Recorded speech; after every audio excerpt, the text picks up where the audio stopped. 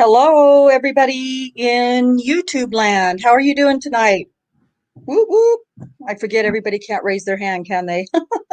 Or speak out loud or whatever. Yeah, you can raise your hands. So welcome to another episode of the Daniel Holtzclaw story. As you know, my name is Rhonda, and my co-hosts are Kay and Cherie. So, Kay, Cherie, say hello to everybody. Hello, everybody. Hello. And tonight, so I just wanted to kind of talk really quickly about last week. As everyone knows, we had an amazing show last week. We had Ripper and Nosy Wren and Mystic Jinx. They joined our show last week, and um, Ripper brought along with him Jinx and Nosy brought along with them I over a hundred viewers and subscribers um, throughout the week as the video continued to play and people came back to watch it. We ended up with over, oh, I think it was over 100 extra subscribers, and the views the last time I looked was I think the views were over 1,500. It was amazing. And we do, right. We had the most amazing turnout. And again, I want to say thank you to all of you who came with Ripper. Um, you're very loyal to Ripper because a lot of you were saying and were commenting later in the comments that, I'm here with Ripper. Who are we talking about? Or who is this guy? And that shows a lot of loyalty to Jack because, he's been around for a while. He's incredibly credible and he just does good things. And so everybody that came along with, just in support of him was just really super great. And now I feel really fortunate because now we also have that support from all of you. So thank you. Um, but I also noticed that there were a lot of you in the chat and that were commenting later in the comments that weren't really familiar at all with Daniel's case or didn't know anything at all about Daniel's case. And we discussed that before we started going live. Did we want to start at the beginning and I kind of, I wasn't opposed to it, but I just said, well, most of the people who are going to be coming and watching and subscribing, they already know the basics, and we're just going to go ahead and jump into these hashtags. Well, after last week and the amazing turnout we had, I didn't want to just leave all of you guys hanging that didn't really know very much about Daniel. So we are tonight going to attempt to try to give you a basic rundown of Daniel's case and how he ended up where he is.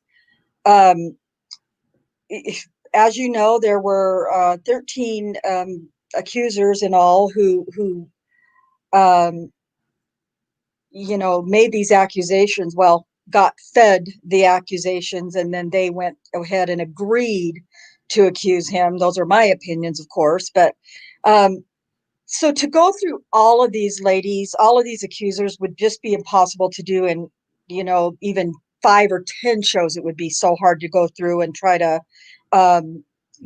break those all down. And so what we kind of decided to do was kind of just start you out with the three main people who are accusers who really kind of catapulted the case into to where it is now. And that before I start with those things, I'm going to be showing a lot of clips tonight and a lot of voice. Can everybody hear me? I guess I should have made sure of that. Nobody's saying anything, so I guess we're fine. I'm having sound issues that I'm trying to work on. So, um, but before we get started with these clips and different things, I do want to say right up front on the top, off the top, that um, a, probably most, if not all, of the information that I share will come from Brian Bates' website, which is holtzclawtrial.com. If I have any mods in the chat, if you guys want to go ahead and start dropping some of those same links from last time, but there are, I believe, now 23 podcasts that Brian Bates has done And he's not just a podcaster. He did a kind of a reality TV show thing in Oklahoma a while back. I don't know if he's still doing it or bringing it back or something, but he did a show. I think it was called John TV. Kay, you probably could speak more to that, I guess. He did for years a pod or a YouTube. He had a YouTube channel called John TV, and what he was doing was he would go around. He was trying to really get. He was an advocate for women. He wanted to try to make a difference with the prostitution trade, and so he. But what he did for his YouTube videos was he would follow these women when they picked up a date, and then he would record them in the act and post those. Of course, everybody wants to see John getting busted by the cops, but he quit doing those several years ago, and he recently has kind of revived that channel. And he's doing a lot with human trafficking right now, which is a huge problem in Oklahoma City. Right. So yeah, that's what's up with that. Okay, so yeah, I knew there was some kind of show that he was doing. I wanted to watch him, but I thought, nah, I'm not gonna cloud my brain with that stuff right now. I just want to focus on Daniel. But the reason that he is so credible is because not only is he an advocate for Daniel and believes in Daniel's innocence, but he was the investigator for Daniel's defense team during the trial. So, well, the pre-trial and everything, he was the investigator, and he basically said, he told Daniel when he went and visited him, I don't know if you're guilty or you're innocent or what, but I'm going to go ahead and I'm going to, do some investigation, and if I find out that you're guilty, or if I even think you're guilty, then I'm not going to be on your team, your defense team. Well, so he did do the investigation for the whole trial. And so you can be rest assured that all of this information that we get from Brian Bates is legitimate information. The police reports that he shares, all of that stuff. So I'm borrowing, as do many others do as well, a lot of information from his website and podcasts and whatnot. So, and frankly, there's no possible way to summarize this case in one episode without doing that. So even though some of these clips are, what, Rhonda, like 5 and 7 minutes long? Yeah. I don't know. Kind of necessary. Mm-hmm. Yeah. Yeah. Because, it's 1000% important for us to give out truthful information and facts.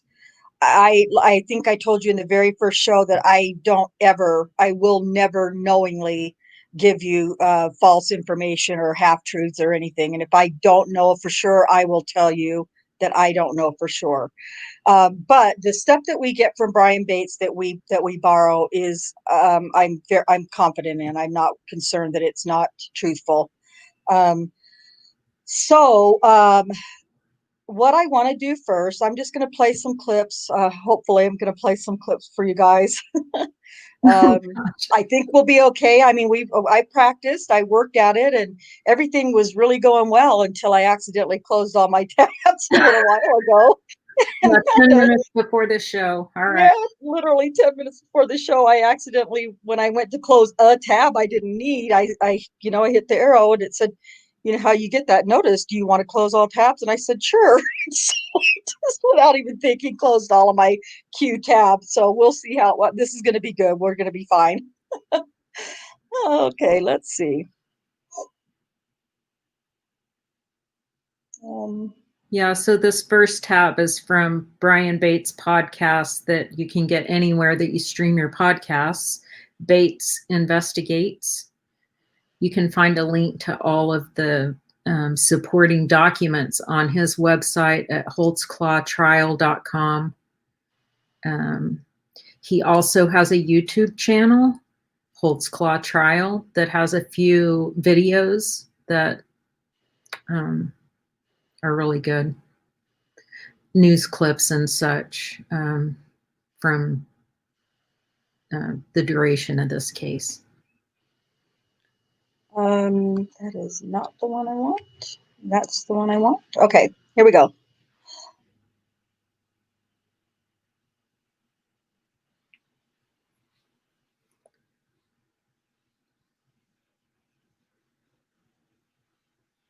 Do you push play?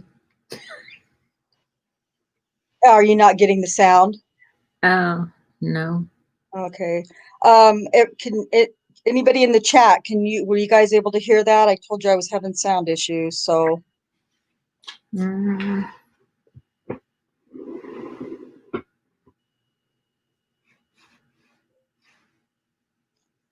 Let me make sure I have everything.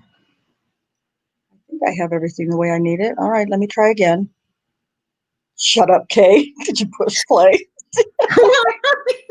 Well, you know what? That's fair. That was totally fair. As goofy as my what brain if is. we hadn't push played and we were just sitting here? Yeah, no, I had pushed play, and you had every right to say that to me. When I'm not in control, then it's really hard. I'm a control freak. I know. I That's get not it. obvious, is it? Okay, I'm gonna try. Okay, let's see how we do here. Hold. How did that happen? Okay, well, 3. What does it keep going? Mic on the damn podcast keeps muting itself. I swear to God, it's a real thing. It's happening. Okay. All right, let's try again.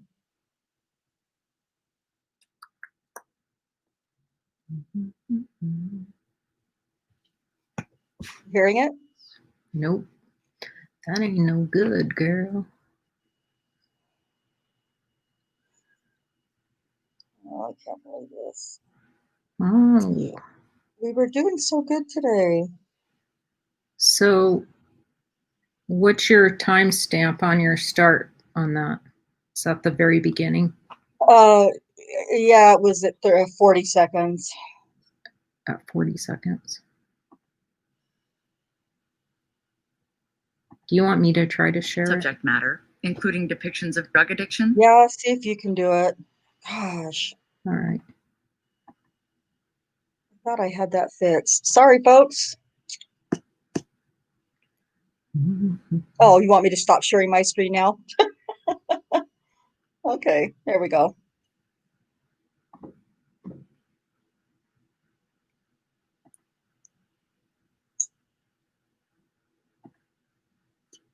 All righty, so Kay and Cherie are my saviors. Oh my gosh, really, guys? Welcome to Sunday night when Rhonda closed all of her tabs. Are you having a hard time too? Well. Worst race riot. Well, the Oh, I party hear you. in the early 80s, the Spring Lake name lives on. Today, Spring Lake is most widely known as one of the 4 police patrol districts within Oklahoma City. There are many ways to describe the part of the east side where our story takes place. It's an area where a large portion of Oklahoma City's black population lives. There are lots of small, locally owned businesses. There is very much a sense of community within the aging population. And there's a church on most every corner. That said, it's also a low-income area with extremely high rates of drug use and disproportionately high crime. The criminal activities on the east side range from lower-level crimes like petty theft, vandalism, and Oh, I'm dumb. What happened? Well, I'm absolutely an idiot. Well, so today is going to be Idiot Sunday. Oh my God. Cherie, what do you got? Oh my God. I do so much better when I know what I'm going to be doing. Sorry, I don't know what the sound problem is. I attribute this That said, early 80s, All the right. Spring Lake name lives on. Today, Spring Lake is most widely known as one of the 4 police patrol districts within Oklahoma City. There are many ways to describe the part of the east side where our story takes place. It's an area where a large portion of Oklahoma City's black population lives. There are lots of small, locally owned businesses. There is very much a sense of community within the aging population. And there's a church on most every corner. That said, it's also a low-income area with extremely high rates of drug use and disproportionately high crime. The criminal activities on the east side range from lower-level crimes like petty theft, vandalism, and prostitution to much more serious crimes like armed robberies, home invasions, human trafficking, rape, and murder. Despite the high crime rate, the area actually has a statistically low 911 call rate. I attribute this mostly to 2 factors. The first being a prevailing no snitching code amongst the area's residents. In my experience, this really isn't so much of a moral code as it is an underlying threat. More along the lines of snitches get stitches. The second is a general distrust for police in the Oklahoma County's DA's office. The police department at the time, 2014, was led by Oklahoma City Police Chief Bill City. City actually announced his retirement earlier this year, 2019, after serving as the city's top cop for 15 years. City's career has included some well-publicized disagreements with the police officers union and a recent court ruling that specifically stated that then Chief City had unfairly retaliated against a police lieutenant who had notified federal prosecutors of suspected criminal activity by a well-liked, high-ranking police officer who also happened to be friends of Chief City. The court ruled that City was liable in a $648,000 settlement in the case. City retired less than a year later. City's concerning behavior, though, has direct ties to the east side and can be traced all the way back to a 1979 case where then patrol officer City and his partner were accused by a black female resident of the northeast side of illegally entering and searching her home, illegally seizing her vehicle, and illegally arresting her. According to court documents, patrol officer City referred to the mother's brother using the N-word. Now, I'm going to provide a link to this court case, and you can read the actual quotes and the documents there. I'm not going to repeat exactly what then patrol officer City said, but it's pretty bad. When the woman asked if she could call someone to get her children because she's being arrested, City reportedly replied that he would call the animal shelter to come and get them. A judge who ruled on the case is quoted as saying this about patrol officer Bill City and his partner, quote, "The officers were either incompetently ignorant of their legal authority or who knew that what they were doing was illegal and acted with outrageous maliciousness." A judge went on to say, and I quote, "Crushed were the fundamental rights of a single protesting citizen beneath the grinding boot heel of uniformed government agents with all the cold callousness of an imperial executioner." And exactly how was then Oklahoma City Patrol Officer Bill City punished? Well, he was promoted to chief. Our Oklahoma County District Attorney's Office is led by DA David Prater. Prater was elected into office in 2006. He's run unopposed ever since, and he's earned the distinguished honor of leading the state's largest prosecutorial body in a state that has since his election been named the incarceration leader of the world. Oklahoma incarcerates more mothers, fathers, sons, and daughters than any other place on the planet. In Oklahoma, 1,300 out of every 100,000 adults is incarcerated. That's 50% higher than the national average. When you look at our black population, they are incarcerated at a rate 6 times that for white Oklahomans. Yet blacks make up only 12% of Oklahoma's total population. So needless to say, residents on the east side have watched many of their friends, loved ones, and neighbors locked up or otherwise disproportionately punished by a mostly white police force and a DA with a lock-em-up attitude. The racial tensions in Oklahoma in 2014 were pretty much a reflection of tensions across the country. You'll recall the Ferguson race riots, which began in August of that year. This story, this serialized podcast, is as much about racial tensions and distrust as it is about bad policing and injustice. Exactly how to define that injustice is where you come in. This story is about a white Oklahoma City Spring Lake patrol officer and how an off-the-clock traffic stop of a black grandmother launched an investigation into sexual assault. That investigation ultimately identified 36 alleged crimes at 17 alleged crime scenes against 13 black females who ranged in age from 17 to 57. Yet, without a single piece of direct forensic evidence, not a single independent eyewitness, and mounds of reasonable doubt, the officer was found guilty and subsequently sentenced to 263 years in an undisclosed prison. That officer is Daniel Holtzclaw, and this is my podcast to uncover the truth. My name is Brian Bates. I'm a licensed private investigator. I worked the Daniel Holtzclaw case for the defense. I have in my possession every piece of discovery evidence in this case.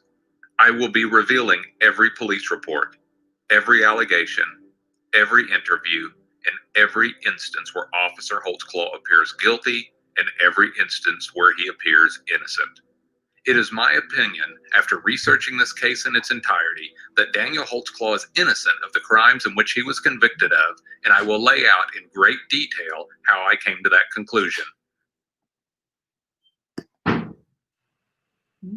So yeah, oh, thank you, Kay. Lifesaver on that. Geez, probably gonna end up doing it with all of them, so just get ready. Just kidding. I don't know if I can't figure out my sound issue, but hopefully I can fix that. But so the whole idea of playing that for you is, it shows you that Brian Bates, grew up in that area and he's familiar with all of the area. Like Kay was saying, he was running around with a camera, taking video of Johns in cars with prostitutes and putting them on YouTube. And he just knows, he remembers all of those things about the city of Oklahoma. And it's also to show that he's aware of some of the officials and he knows well, how Prater and Chief Bill City. Now, I definitely urge you to go and Jinx has a lot of information too, that she's helped us out with, and she might be able to share some links for you with regarding Bill City. I believe she put quite a bit of in our Discord. So if you don't really want to dig for yourself, that's cool. That's what we're here for. But also, I think we can help you out too with those links that Jinx would be able to share. But it just shows that, this whole thing with Bill City goes way back, not just something recent. And while I try not to let me get distracted here, Kay, but while I'm on it, while we're talking about how far back, the corruption goes, I believe I put it in our Discord as well, but there is oh God, and I'm going to forget his name. They called him Cowboy. He was a DA years ago for years in Oklahoma City, and he had a reputation of having the most convictions and people put on death row. Then I believe, he was on a list of the top 5 worst DAs in the country. And that was his thing. He was proud that he was, convicting people and sending them to prison and putting them on death row. And he was proud of that. However, after some investigations, he got kind of caught, I guess you could say, doing these wrongful convictions and executions. And so there's a lot of information about him as well. Again, his name has slipped my mind. Do you know who I'm talking about, Kay? They called him Cowboy, Bob, somebody. You're muted, honey.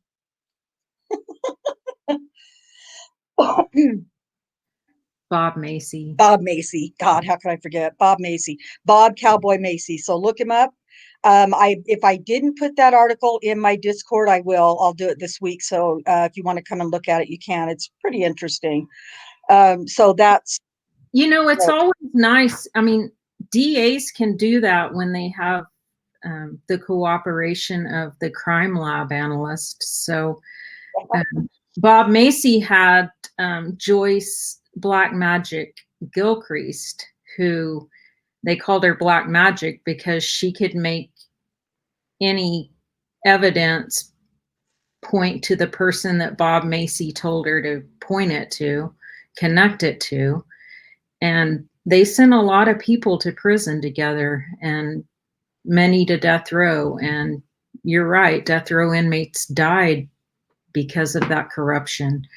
You know, and she ended up through, I think, a wrongful conviction, this all come into light. And so she went away, and she died before, I don't know if they probably really weren't ever going to hold her accountable, but she died anyway before that happened. You know, and you look at that with all these wrongful conviction cases. In Daniel's case, Elaine Taylor, she trained under Joyce Gilcrease, so she has all of her dirty ways. I don't know, all these, you know, Right. Sherry Culhanes and all of that crap. Yes, it's like a club. Excuse me, gosh. Yeah, Kay may have said it. I don't remember if I did, but they ended up having to reinvestigate or re-examine many of Bob Macy's cases. Yeah. Once they started, you know, finding these wrongful convictions.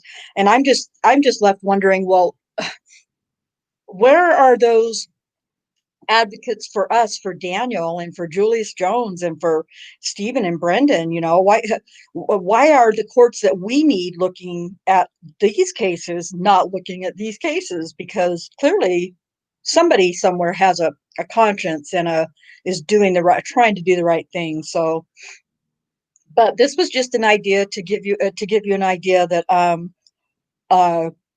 you know, it's not just Prater and it's not just city. It goes way back. So So this Rhonda, before we start the Michelle Malkins, the series of clips that you wanted to play from her Daniel in the Den documentary, maybe we should just highlight the Janie Liggins traffic stop. Yep, definitely. Quickly. Yeah, we'll see what I can pull up here. Hold on. Well, if you want to pull up Daniel in the Den, the first clip. Officer Daniel Holtzclaw with the police department for 3 years is accused of raping and sexually assaulting women he pulled over while on the job. He said, come on, just a minute. I say, sir, I can't do this. I said, you're going to shoot. Your description of him. He's black. Okay. He's black male. What did your daughter tell you? She said, I met this really hot cop. So this is good evidence? Well, you tell me.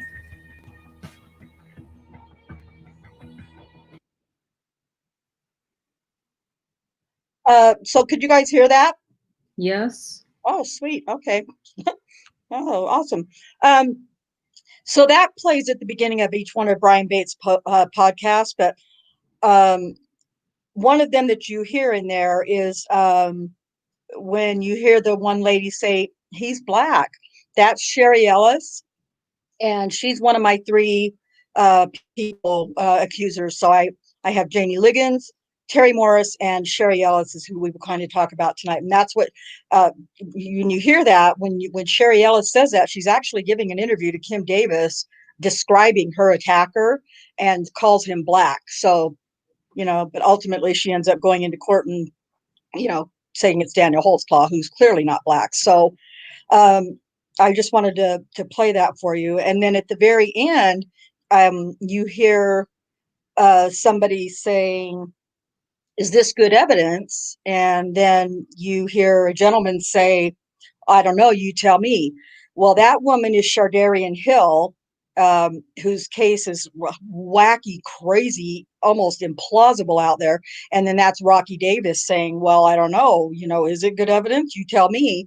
And, you know, at that point, she's given this interview to Rocky Gregory and pretty much admits in the end of that video, at the end of that interview, that, you know, well, he didn't rape me. And even if he didn't rape anybody, he still shouldn't be going around, being in touch with these people. So she pretty much admits that whatever she claims happened to her did not happen.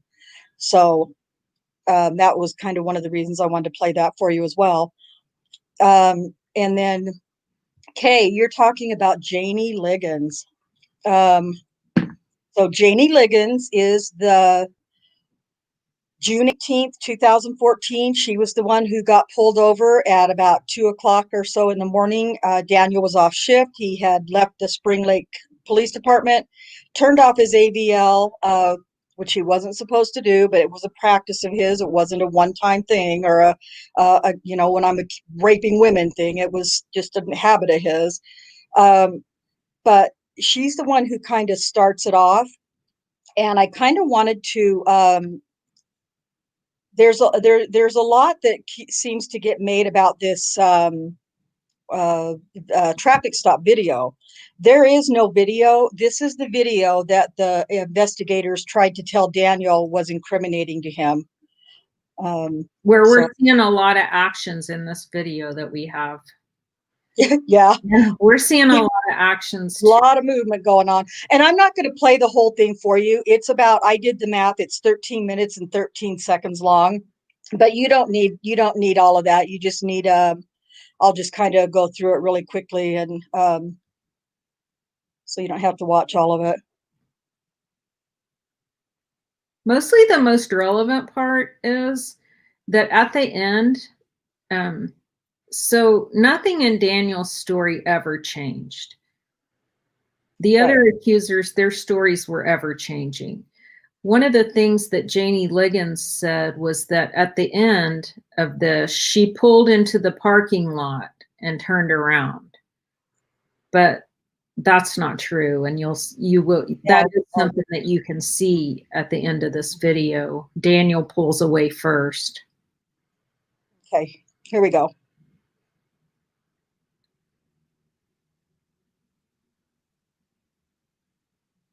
So this is the traffic stop, obviously, and everybody can see this, I'm guessing. As much as you can see this, yeah. Well, yeah, what you can see. So over here, obviously, or I don't know which one's harder or easier to look at, but Janie Liggins' vehicle is right over here. And then this obviously is Daniel's car. And this is the spot where he had pulled her over. So now there is one thing though, you got to remember, when it's dark out and a cop's car light, his lights are flashing and stuff on top of the car and blinking the headlights and whatnot, it will change the tone of your skin. So your skin can probably be darker with these lights on, and your hair can be, it will change your hair to blonde. So just for future reference, if any of you get, pulled over at night by a cop, just know that it's not going to be his actual skin color and it's not going to be his actual hair color, because those lights will change that. So are you sorry. Oh my gosh. Okay. I was like, oh my God, you have gone off the rails. She's like, Kay's like, I'm taking over. That's it. Oh, come on, my sarcasm better than that. Okay, I'm sorry. Now, part of the claim also in this is that, that he's shining a flashlight on her. Now, clearly, you cannot see any kind of flashlight shining going on in this video. Now, right there is a car. But he does have his flashlight out, in fact, the whole stop. So his flashlight is out and on. Okay, right. Yeah. So now, for reference, this over here is Lincoln Boulevard, and this is 59 Northeast 50th Street or whatever it is. So, so clearly, you can't see. I don't know if you guys can see any penises coming out of pants and in mouths, and please show us that, because we can't see anything like that. You do see 2 cars drive by. Yeah, you do. I And will give her that much for as far as truth goes. yeah. And then I'm just going to kind of take you to the last minute or so. Whoops. Now, let me just back it up one tiny little bit. Okay. You're going to see him turn up. There you go. He turned off his lights, and now He's waiting for her, waiting for her. He told her he was going to follow her. And then he got really impatient because she didn't go. She just sat there because later we find out she was looking for her phone and she thought he stole it. mhm, But really, she was sitting on it. right. Now, that's the part where Kay was telling you that she says that she pulled into a parking lot. Well, clearly that didn't happen. She just pulled out right behind Daniel, and then on their way they went. So um, that is the traffic stop that Rocky Gregory tried to, I don't know, and it's all part of the Reed technique. And I think pretty much, I don't know who's viewing right now, but you all are probably really well aware of the Reed technique. And, that's one of those things that they can do when they're interrogating is lie. And, he tells Daniel, well, the video doesn't look too good. We got a lot of information off that video. You guys just saw the exact same video that they were seeing, and there's nothing there. So, Yeah. Having said that, at no time did Daniel ever appear to even be like, oh shit, there's a video. They got him. Yeah, now what? He's just like, yeah, let me see that video. He actually seemed relieved to Yeah. me. Like, Yeah. He was starting by that point in the interview to realize the gravity of the allegations, and hearing that there was video and them asking, did he want to see it? Yes, I want to see it. Yes. Hell yes, I want to see it. Let's watch that. Let's watch that video. So the next clip is the first clip from Daniel in the den. Oh, okay. Sweet. So this is where are we, or not Daniel in the den, is it? No, I'm sorry. I have that written in my notes. It's the interview. Okay. Oh, the interrogation. Okay. Now, no wonder you're confused. I was like, oh, okay, let me go over here because I kind of got my tabs organized now. And now look at you, you're fucking with my program. It's not hard to confuse me though. Okay, well then let me get that moved out of the way. Sweet. Okay, so were we gonna? Oh. Yeah, so we're coming. So now, what transpires in between that? Daniel goes home, Janie Liggins goes home, and then 3 hours later, she reports. Right. And I have my own ideas about what happened in that time. But she does report, and so then a flurry of activity happens. They call Kim Davis. They send her to Southwest Medical Center, where they've taken Janie for a SANE test. They send Elaine Davis, the lab analysis son, Brian Taylor. He's one of the first officers to respond to the call, to the report. They send people out to start trying to gather video footage in that area. I bet they really did gather more video footage than that one piece, but I bet it wasn't useful to them. Right. Opinion. So Daniel doesn't come to work until 2 p.m. So that morning there was a meeting of the higher ups, of command, and they were deciding what to do. They were talking about, should they do a photo getting a photo lineup together. Lieutenant Musney and Rocky Gregory put a lineup together, but then for some reason, Kim Davis said she wasn't happy with the lineup. So she didn't want it. She wanted to look at other alternatives. That's when they had the meeting. And whatever came out of that meeting, they came out of that meeting knowing that Daniel Holtzclaw was guilty. Kim Davis knew he was guilty. She said she knew he was guilty before she even stepped into the interview room. So he really never had a chance. Well, and that's that goes to I was trying to think of what that's called. Confirmation bias Yeah. is what that is. She just automatically, well, and I think at some point in some interview along the way, Kim Davis mentions that she just felt it in her gut. She had a gut feeling that Jamie Liggins was telling her the truth. Okay, so I don't know. It's pretty sketchy to me, but it was whatever. So we're going to go. You wanted to go to the interrogation video then, Kay? Yeah. Oops, I forgot. I gotta.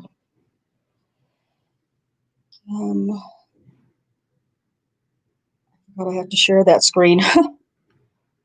Let's see.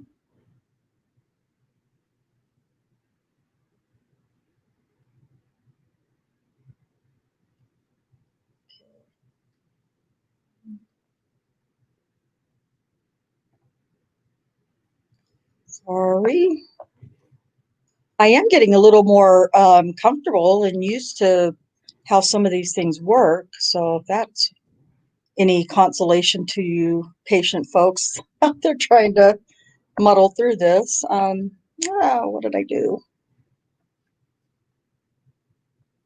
Let's see. It's not. Oh, there we go. Okay. I just want to play this first part for you because I want you to kind of see the bullying that goes on, or kind of silent bullying stuff that goes on with these with interrogations, and this is one with Rocky. Welcome to our domain. What's your first name? I'm gonna play that again. Can you move the screen down? Yeah, hold on. I just just realizing everybody else is seeing this same thing I'm seeing. Sorry. You mean you don't want to just see the bottom half of that? I mean, I don't care, but Not very effective though, is it? So pay really close attention. Could you guys hear that very well? Kay, were you able to hear that when it was on? Okay. I might not have been paying attention. Well, there's that. Just There's kidding. that. So I want you to pay really close attention as soon as I hit play to Rocky Gregory.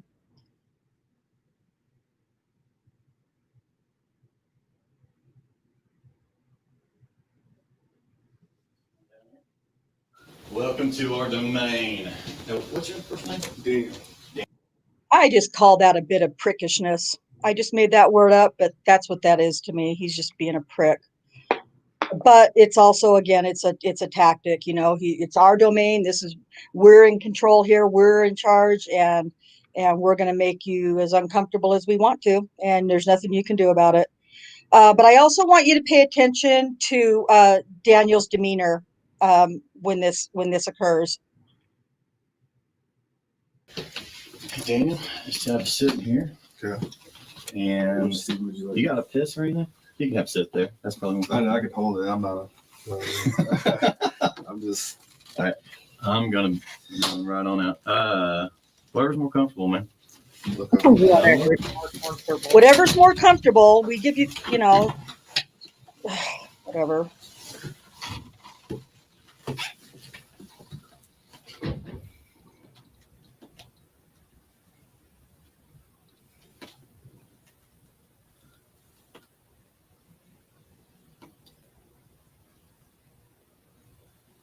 So they just kind of leave Daniel sitting in here. I probably need to forward because I think they leave him sitting here for a while. But what I wanted you to see was, Daniel's a big guy. And, Rocky Gregory is like, welcome to our domain. He's all, big and bully and wimpy, in my opinion. But Daniel says, where do you want me to sit? Because he's looking around that little box going, where the fuck am I supposed to sit? Right? And Rocky's like, oh, you can sit wherever you want. Well, there's that chair in the corner and there's that desk. So he has 3 options. He can sit on top of the desk, he can sit on the floor, or he can squeeze his big bulky ass, and I don't mean by fat, but into that little square there that they've given for him to sit into. So that's just a tactic of making him uncomfortable. Although I don't think it's really successful. Daniel never seems to really, he's just, being himself and being very respectful and calm and so. No chair for me. Yeah, well. I mean, we could go past all of her. Oh yeah, I don't want to hear her mouth. Shenanigans. We don't need to hear about her back problems. No chair for me. Oh my God. Oh, I'm the opposite. I try. Thinking Marianne, Darius. Why are you embarrassed? Why? Tell me why you're The embarrassed. station deal, so. Nobody. Well, I mean, there's rumors flying. I know, and we tried to do that as kind of quietly as we could, and that's why we took you up the front and stuff. But this is gonna make the rumors go away. Okay. Okay, for you. Right.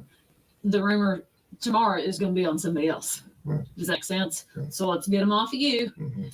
and get them on to somebody else and get this over with. Okay. Okay. All right. Now, we know that's not going to happen. We already know that Kim Davis, Rocky Gregory, Timothy Musney, we already know that they've decided Daniel's guilty. So this whole bullshit thing about, let's get the rumors off of you and tomorrow it'll be on somebody else is a lie from the start. So just wanted to mention that. You have the right to remain silent. You understand that? Anything you say can and will be used against you in a court of law. Do you understand that? You have the right to talk to a lawyer and have him or her present with you while you're being questioned. You understand that? If you cannot afford to hire an attorney, one will be appointed to represent you before any questioning if you wish one. If you decide to make a statement, you may stop the interview at any time. Do you understand each of these rights I've explained to you? You just write yes or I do or whatever. Right? Oh, you're lucky too. Okay, hold on. You shoot right. Okay, that's enough of that happy horse shit. Oh God, sorry, I got a bad mouth tonight. So there, basically we see Daniel agreeing to waive his rights. She Mirandizes him and without even really saying, well, do you agree with this or anything? I mean, he's a cop, so he knows the routine, but she's just like, okay, just go ahead and sign here and, whatever he does. Daniel doesn't, he knows he's innocent and he doesn't feel like he needs to, exercise his rights or any of that stuff because, he feels like, these are my brothers in blue sort of thing, I guess. And, they're going to do a good job. They're going to investigate this properly. And at this point, he really doesn't even still know what's going on. So, pretty brave on his part, in my opinion. Then we are going to move on to a little bit of, and for those of you guys who've already watched this, I apologize, but we're going to kind of move on now to some really unacceptable, I guess, is the only way I can think to say it, conversation or inappropriate, whatever you want to call it. So I'll share that with everybody so that everybody can be traumatized, all of us together.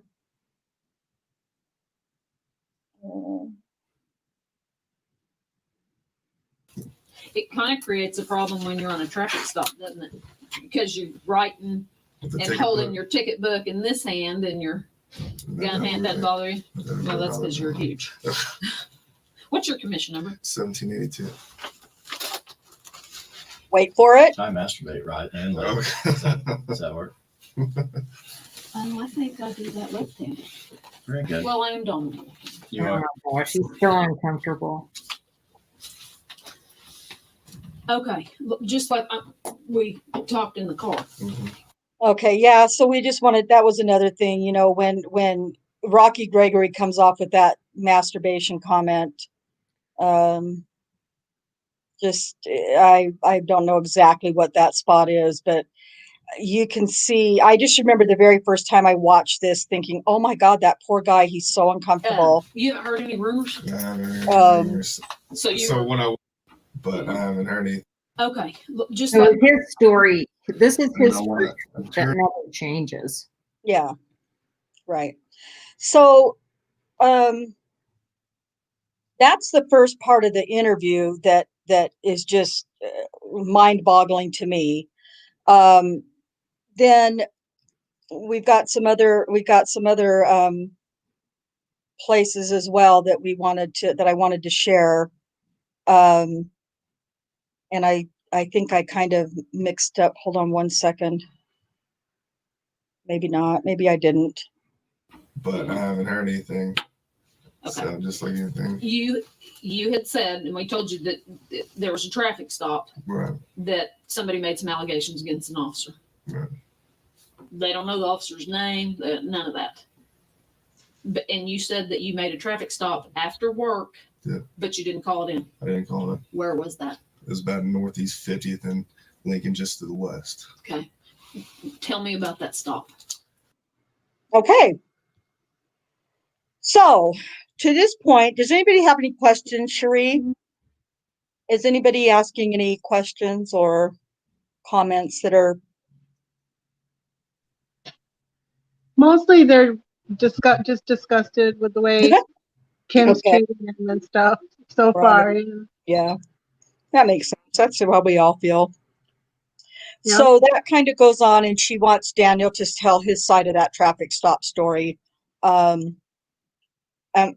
he does. He tells, just very matter of fact, like it is. And Are you going to play that part? what His part? version? You want to his- play his whole version? I mean, it's not that long, but Yeah, I think that's really Okay. important, his version. Yeah. oh yeah, for sure. Okay, yeah, we can play that.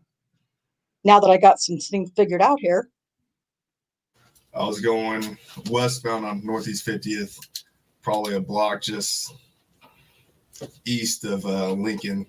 I see a red Grand Prix or Grand Am in my right lane, in the outside lane. I'm in the inside lane.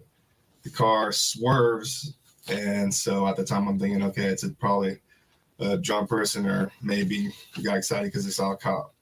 So I kind of fall behind it, kind of drifting just a little bit, not crossing lane lines, nothing crazy. So I lighted up because at first the traffic violation I saw at first when it swerved. That was just west of Northeast 50th in Lincoln. And then made contact. It was a black female. Asked for license insurance. Stated that she didn't have insurance. Gave me an ID. At the time, I'm like, do you have a valid insurance or a valid license? She said no. I told her, I just got off work. I mean, what's the deal? Why are you swerving?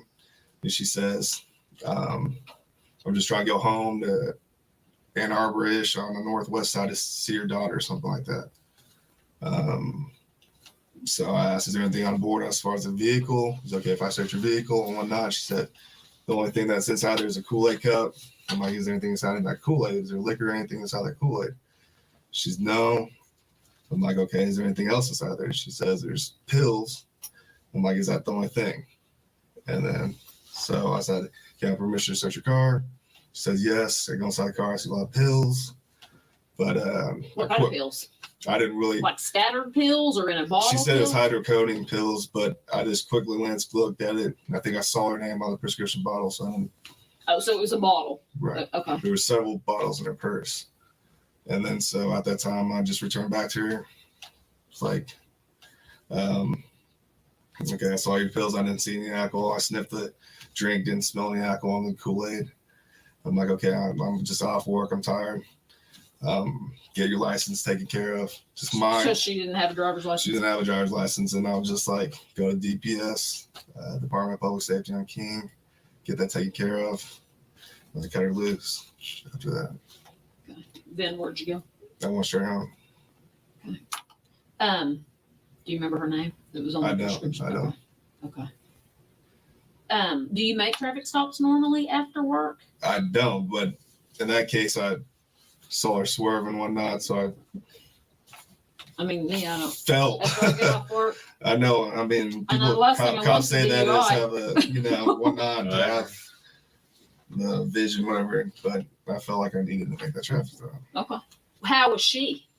Was she respectful? Was she? She Not felt like that she she- was nervous and whatnot, and I'm like, "Why are you nervous?" And she was even crying. I'm like, "Why are you crying? Why are you nervous? Whatnot?" And she's just like, "I don't know. I'm just nervous because you're a cop and I got pulled over." I'm like, nothing you had to be nervous about. And I told her, I'm like, I don't really want to take you to jail for no SDL or anything. I just got off work. I'm tired. So with my officer, courtesy or whatnot, and tell her to go get that taken care of tomorrow. Let her on her way. And you don't have to. I'm not going to sit here and go, "Why didn't you Right. take her to die?" If Well, you're that's less. the reason why. No, I don't care. Was she drunk? Did you think she was drunk? I think she was. She drank, but I don't think she, with my experience, I don't think she was past the legal limit. Right. Right. So, So, I mean, and that's what I asked her too, is like, with your pain medicines, the hydrocodone, everyone knows you drink with that, it maximizes the effects. So I asked her that, she said no. But when she was in the back of my car, when I was in the front car, in the driver's seat, I could smell it off of her, but I don't think she was still past the legal limit. okay. Okay. So you got her out of the car. Yes. Okay. And put her in the back of your car. Yes. Okay. Any problems there? No, she was cooperative. Didn't give me any problems or whatnot. Okay. And then you searched, did you run her through Unit 800? I didn't. You didn't. So did you run her on your MDT? No, I didn't. All my stuff as far as that, because I didn't call it in and say it was a traffic stop. My computer was off and everything as well. Did you shut it off? I just shut it after off. work? Yeah, on the way on 50th, I turned it off right before the traffic stop, basically. Okay. And where did you pick her up? 50th and what about? 50th and Lincoln, just to the west. But no, where'd you see her swerve, kind of? I say a block just to the east of Lincoln and 50th. Okay. She pull over right away. She was in the right lane and the outside lane when I saw her swerve. And so she saw a police car right there. And so she kind of did what everyone does, slow down, kind of, okay, is he going to pull me over or not? And then I lit her up about 50th and Lincoln, past the intersection to the west. Okay. When you put her in your car, did you pat search her? When I came around, I was like, lift up your shirt. Is there anything on you? Anything as far as your waistband or anything like that? She said no. And then I put her in the vehicle and went from there. Asked her everything. Did your hands go on her? I backhanded her on as far as the side. Where on her body? Tell me. You Her backhanded. waist, and the back portion. I didn't touch her butt or anything, but the back portion of the waist. And then she lifted it up like right here. And there's nothing Did she on it. lift it up like this? No. Okay. So she never like went, ooh, nothing, No. exposed her breasts or anything like that. She asked me if I was like, no, it's okay. She asked you, If you want to search me, I'm like, no, it's okay. so she never like put her hands on the car and you. No, no. Okay. Okay. Where was she positioned or standing when you did the It back of was your hand on her? about probably the front right fender of my patrol vehicle. But was she facing you or was she turned? No, she was facing away from me. And you just kind of did it like Yeah, this? back there, yes. Okay. Did your hand go on her butt or anything? No, that's not what I was saying. It was the hip, the side, not the butt section. What about right here? No, You didn't. no, I didn't. They can tuck a gun That's right here. why I asked to lift it up. Oh, so she just kind of showed you her belly? Right. Okay. Then you talked to her for a little bit Right. after you searched her, you Right. put her in the back of the car. Right. Then we used to always kind of keep the door open and talk when they're not like combative or anything. Did Right. you talk to her and get information then while she was in the back of your car? Right. I talked to her for a little bit just as far as what's inside the vehicle. Can I have consent to search your vehicle? Is there anything in that Kool-Aid? said no. Just talking to her, what's the deal? Why are you driving late at 2 o'clock at night? You know, why did you swerve? So she's going to Ann Arbor. I went. Okay. Oh, sorry. So he continues to just kind of go through his version, and really it's just a really basic traffic stop. And so, he just wanted to, wanted to make sure. My perception was that he saw a swerve and he was like, oh man, I don't want to do this. I don't want to make a stop, but I just want to go home. But I think that he really genuinely initially felt concerned that there might be an impaired driver on the road. And, when it became kind of clear to him that that wasn't the case, then, he, take care of your. Now, I don't know if anybody caught this, but she's been over 30 years without a valid driver's license. So, excuse me. But from what I gather, that's not necessarily uncommon in that part of town in Oklahoma City, and I don't mean any disrespect, but that was just kind of it's just that kind of area where, a lot of people walk and whatever, and they don't drive cars, don't own cars or whatever. So at any rate, he, and in my opinion, was just a really cool cop. And, I got a warning, got to go get my license done, and boom, off I get to go. But she did not do that. So, from there, she goes home and she proceeds to tell her daughter. And of course, we don't know how that goes down because we weren't there. But, there are varying opinions about what occurred when she got home. What's important to remember is that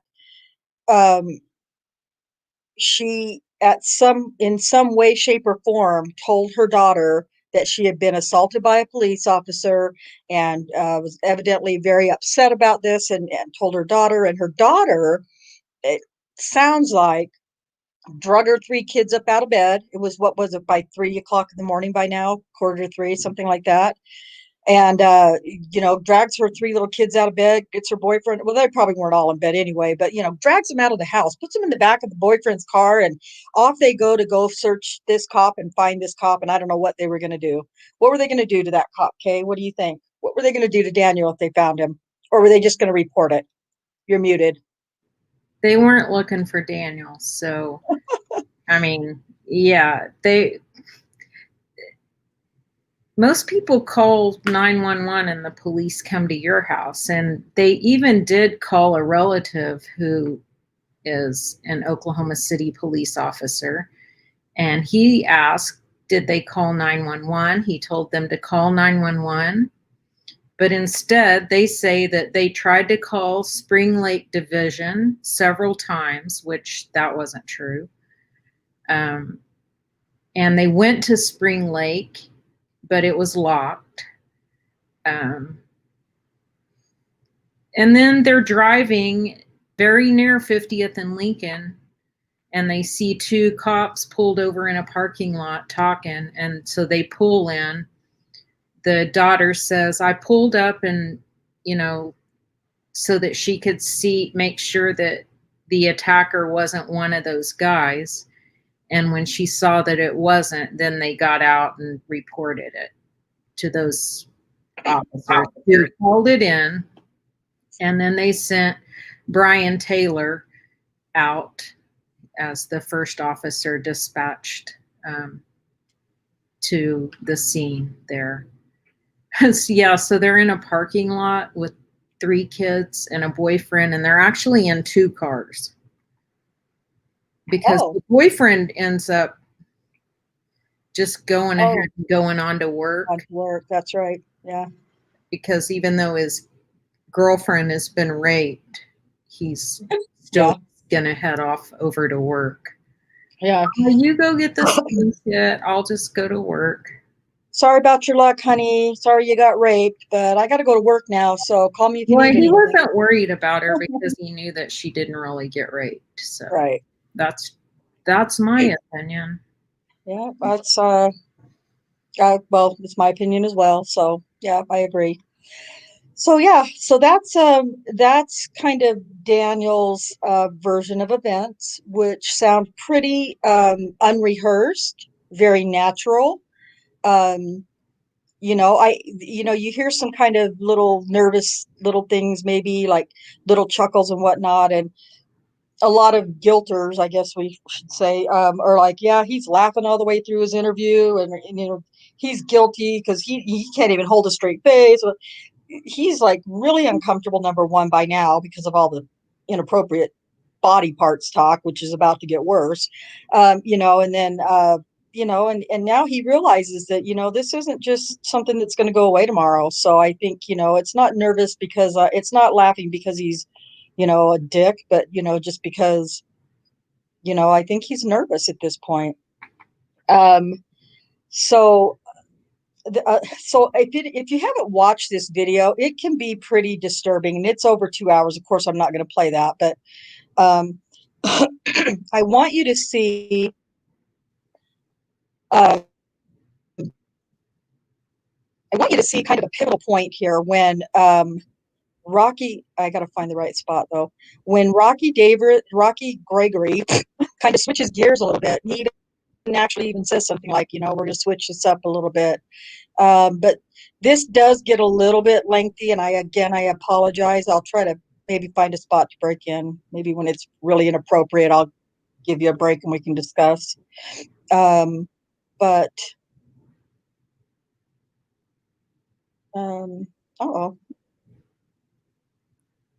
Is that at the 30-minute mark? Yeah. Ish.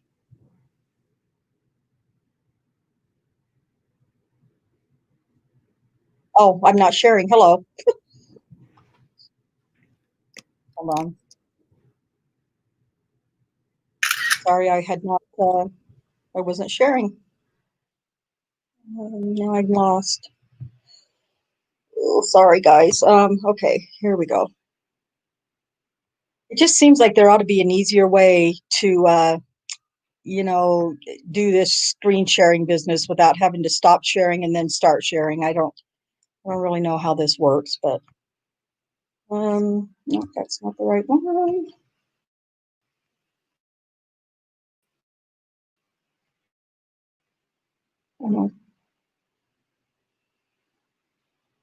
Sorry, folks. Hold on less than 1 minute.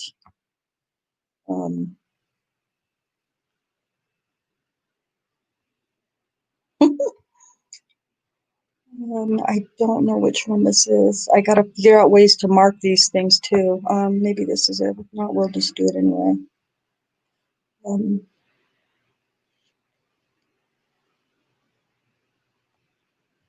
Well, we're just gonna use this one. It's the same clip, or the same video.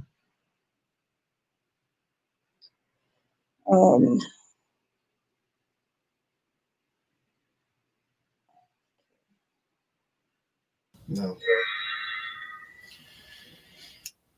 Let's switch up for a second. You had another girl, okay? Mm-hmm.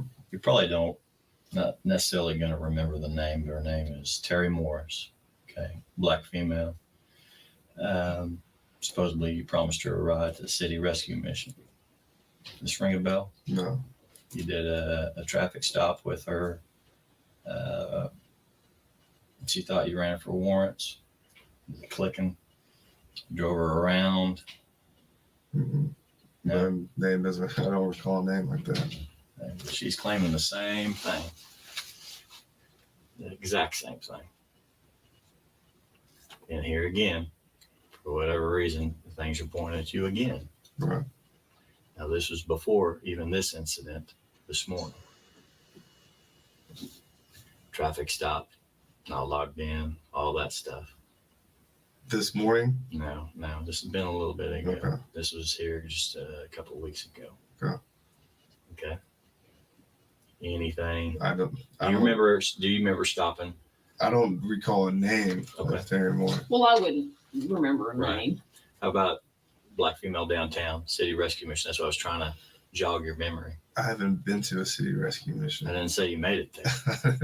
Have you promised anybody a ride to the city rescue? I haven't asked anyone asked me to city rescue mission. No, she didn't have to ask you. Did you offer to take anybody to the city rescue mission? No, I don't offer anyone because I don't like going there. Yeah, honestly, I don't like dealing with what? I don't like going over to the city rescue mission or anything like that.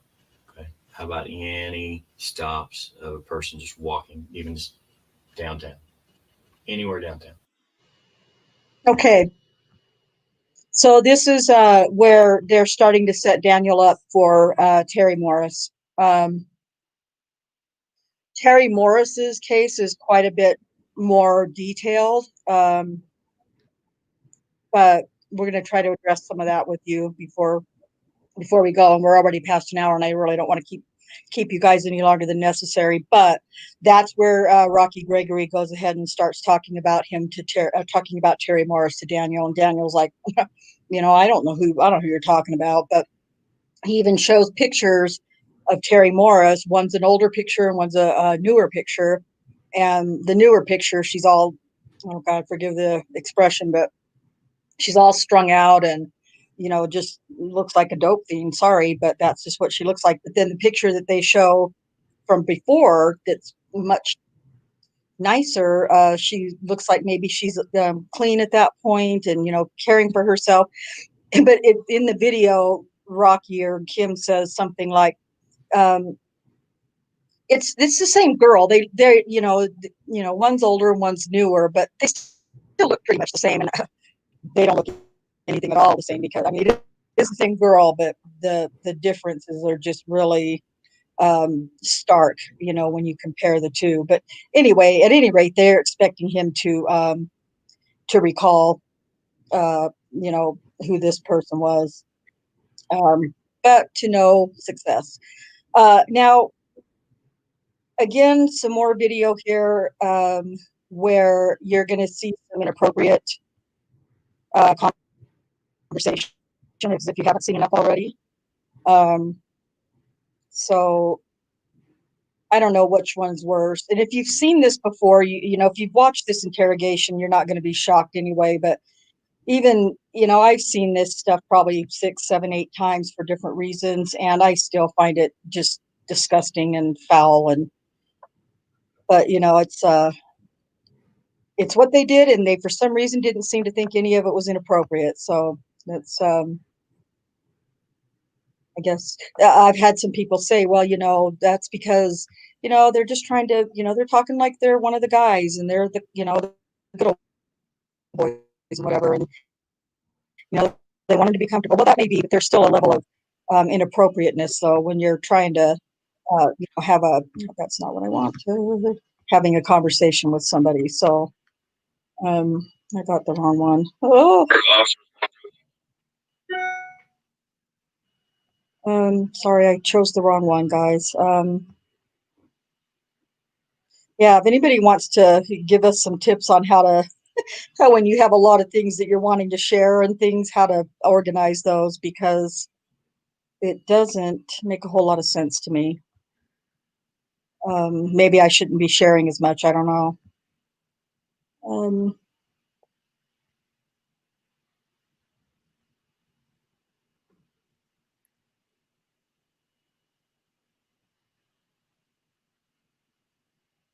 Okay, here we go, I think.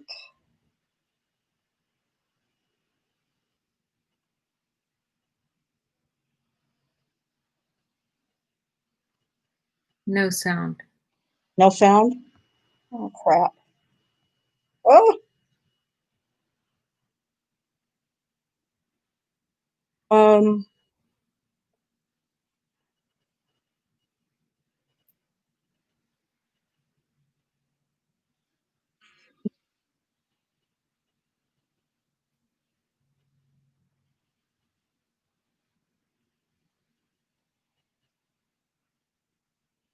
Ah.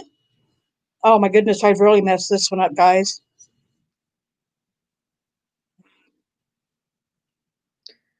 Are you playing that, Kate? Pardon me? Are you playing it? Am I playing it? No, I'm not playing it. Yeah.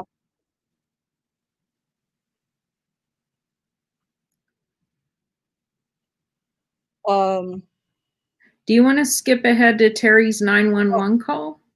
There we go. I couldn't figure out why that. Yeah, we can do that. I think I found it, but now. Well, whatever. had You two, found it. I Go had ahead. 2 of them playing. I'm really sorry.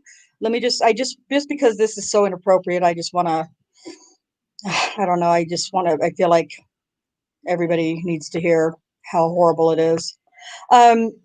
Anyway, this is gonna go into some pretty graphic stuff here in just a second with this one as Get well. officer, I don't. That's not me. Got That's sound? not me. Are you circumcised? I am circumcised. Just asking. Do you have pubic hair? Yes. Well, I mean, some people manscape, as you call it. Right. You groom? My groom. Okay. Yes. So do I. You got any identifying marks around your penis? I don't. Just a plain old penis, huh? Plain old penis. Plain old 14. Well, how fortunate for I that. don't say about that, but See, you should have. You just had your opportunity.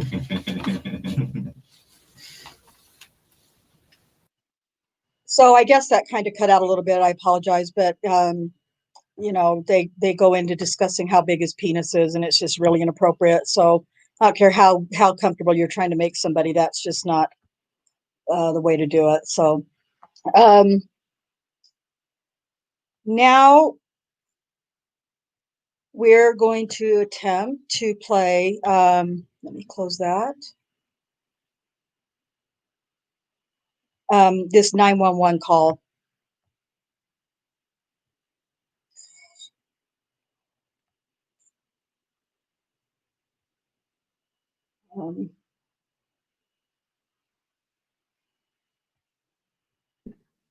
This is how the Terry Morris charges came about. Terry Morris's allegations began in an early morning 911 call on May 24th, 2014. The call was placed by 61-year-old Oklahoma City You hear resident that? Christopher Shelton, Yes. recent and former boyfriend of 43-year-old accuser Terry Morris. Oklahoma City 911, what's your emergency? Hello? Hello? Hello?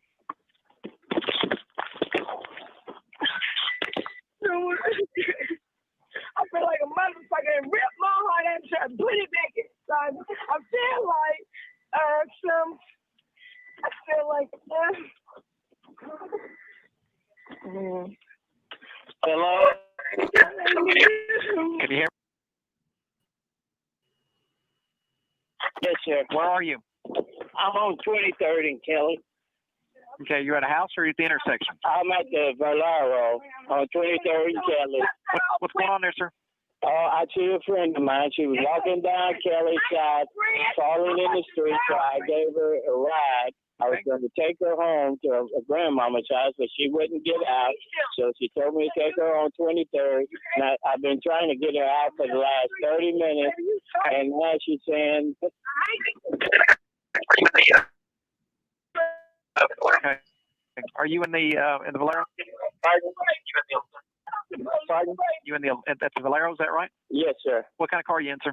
I'm in a 1992 Act Religion. What color? It is tan. She's tearing the inside of my car up. She's drunk. What's your name, sir? My name's Christopher Shelton. Christopher Shelton. Yeah, she's yanking stuff out of my car. What's her name, sir? Her name's Terry Lynn Morris.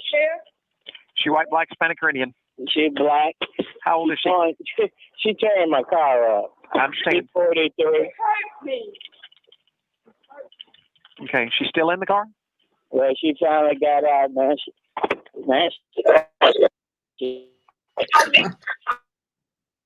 I don't know why that. I told you I was there. Why you ain't getting up? She's hitting on me and everything. She drunk or on drugs? Oh my purse. Christopher, is she drunk or on drugs? Yeah, there's something wrong with her. I just want somebody to come get her. I don't hit women or anything. What color shirt and pants you wearing? She got a black dress on. Look like I was trying to help her every day. Yeah, she told my son TV.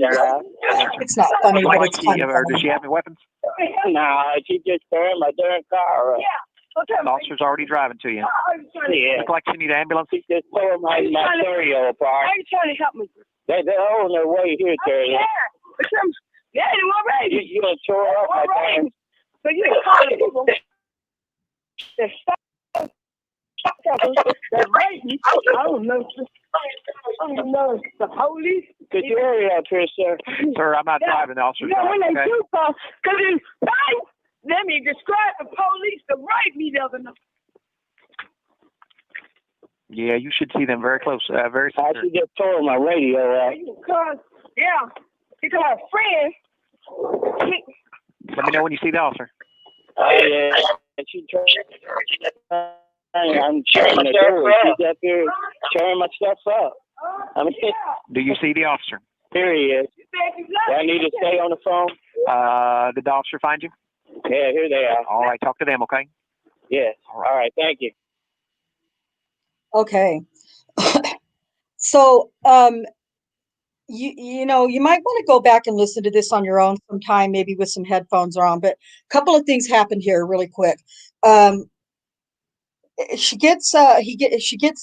over at the Valero gas station, and she's like starting to kind of pounce on, or, you know, beating up stuff in, his car and starting to tear. So he calls the police because she won't get out of his car. So he's calling the police like, hey, you know, somebody come and get this lady. She's tearing my shit up. And so while he's calling the police, she's outside of the car at this point yelling at him, and you know, I don't know what all she's doing, but he tells her, you know, Terry Lynn, I called the police. And then all of a sudden, well, before he does that, you can hear her saying things like, my boy, something about boyfriend or my friend or something. And then she said, you tore my heart out.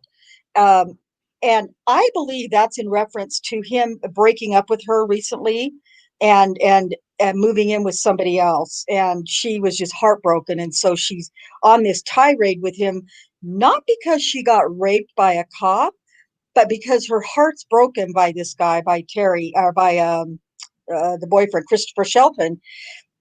And that's what I'm hearing at the beginning of that call. Then when he, you know, tells her, Terry, I told you I was calling the police. Then all of a sudden she's got this, you called the police, the same motherfuckers that raped me. And then she starts talking about rape. But there is not anywhere that I hear prior to that where she said anything about being raped or assaulted or anything by a black man or by a cop. So again, just, you know, maybe take a listen to that on your own at some point and see if you can hear the same kind of thing. And then that goes on.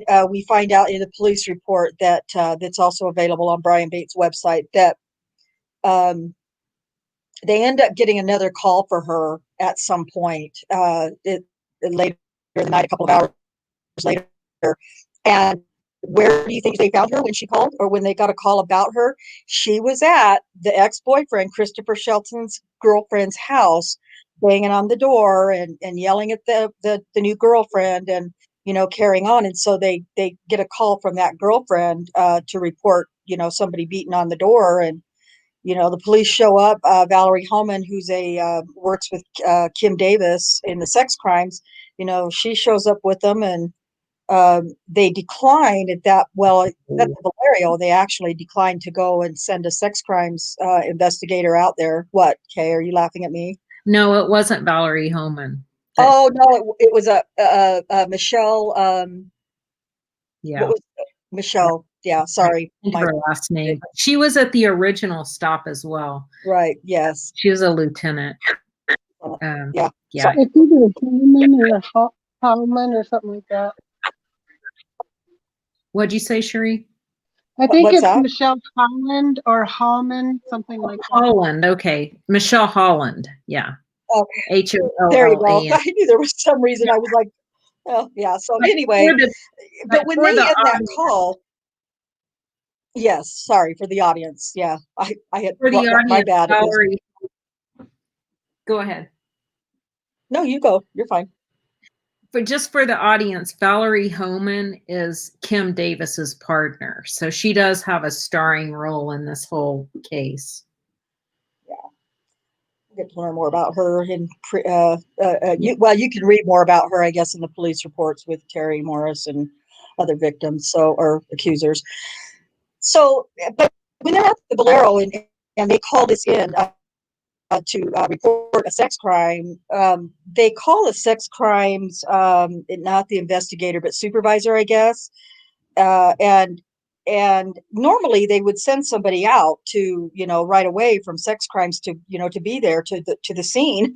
But they just like, oh no, we're not going to send out a sex crimes investigator or whatever it was. And I thought that was kind of weird when I was first hearing that. And then I just thought, not that it would be okay or acceptable, but I just wondered if, they're used to getting calls from maybe this person, and,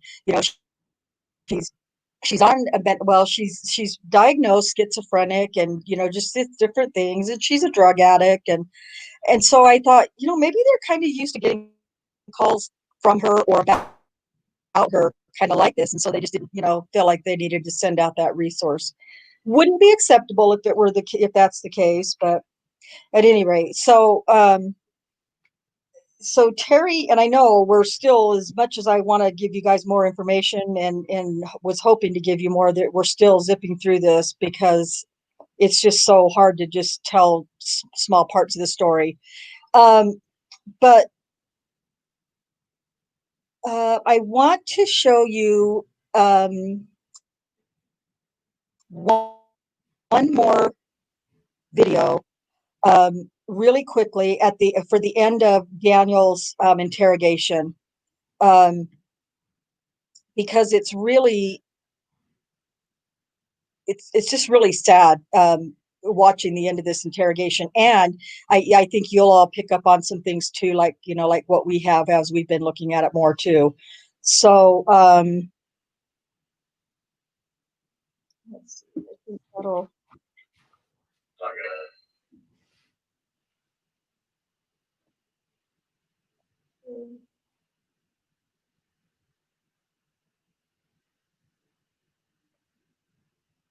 And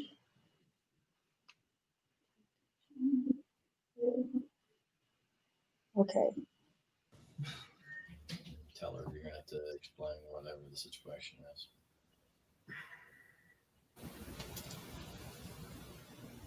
That's what happened. You got any questions of all this? I'm getting attacked now. I'm just feeling, oh my God, bless. I want DNA. I want everything. I want to get it done. We're going to put it to the front of the line, okay? Get it done. I can tell you, it usually takes a long time, but because of the situation, we will put it at the front of the line, okay? Yeah. I mean,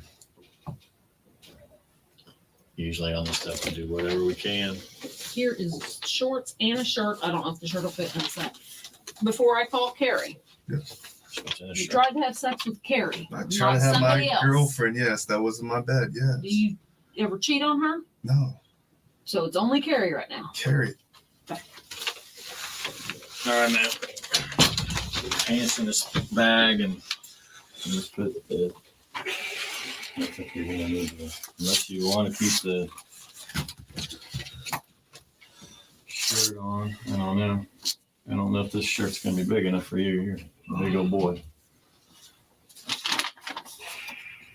I was gonna get a tie back, so I don't know where these come from. Hold on a second. I want you to pay attention.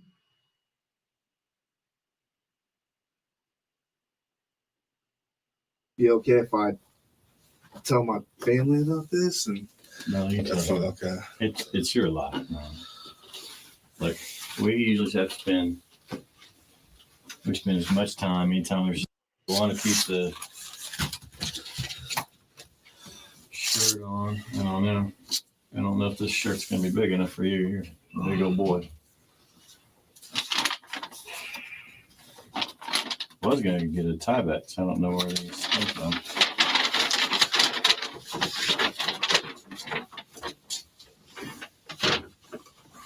he was going to get a ton of bags, but he could only come up with that one evidently. But those of you who know anything about crime scene evidence collection or anything like that, you'll notice, I'm sure you noticed that Rocky Gregory just opens up that bag and sticks his hand in and makes sure that paper bag, that evidence collecting bag, is wide open, and he doesn't have on any gloves or anything. So, you know, that's some professionalism there.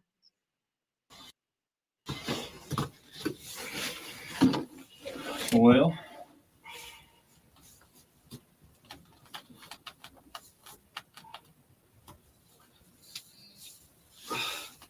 can you think of anything? Will it be okay if I tell my family about this? And No, you that's tell fine. me. Okay. It's your life, man. Look, we usually have to spend as much time anytime there's an allegation, okay? Trying to clear up the matter one way or the other. Okay. We only ruin your life. You get to fix it. I try to have sex with my girlfriend. As bad as that sounded, as bad that sounds when she's asleep, yeah. No, you're fine. Hey, I try to call up my wife all the time. Hey, she shoots me down. I think she's probably just imagine her just being all nervous and whatnot. You know, just.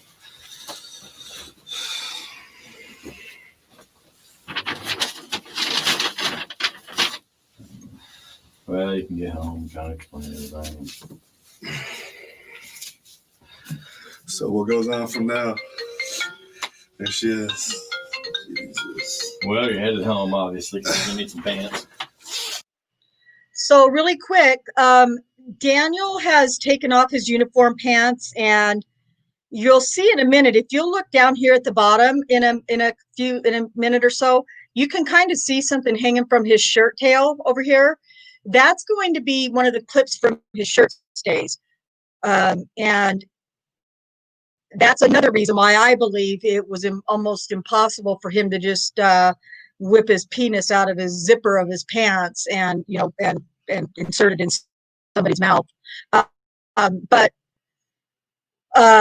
also, if you look a little bit closer too, you can kind of see he's wearing compression shorts, which they don't have a fly on them for him to whip the penis out of. So we're talking about this man, and if there are any men in our chat, I think we kind of went over it a little bit last week with Ripper too, but you know, there's just got to be a level of discomfort to attempting to do all that stuff. But you know, what do I know? I don't have a penis, so. We spend as much time anytime there's an allegation, okay? Trying to clear up the matter one way or the other. I just Okay. don't want my girlfriend involved, you know, or something. I try to have sex with my girlfriend. As bad as that sounded, as bad that sounds when she's asleep, yeah. No, you're fine. Hey, I try to call up my wife all the time. Hey, she shoots me down. I think she's probably just imagine her just being all nervous and whatnot. You know, just.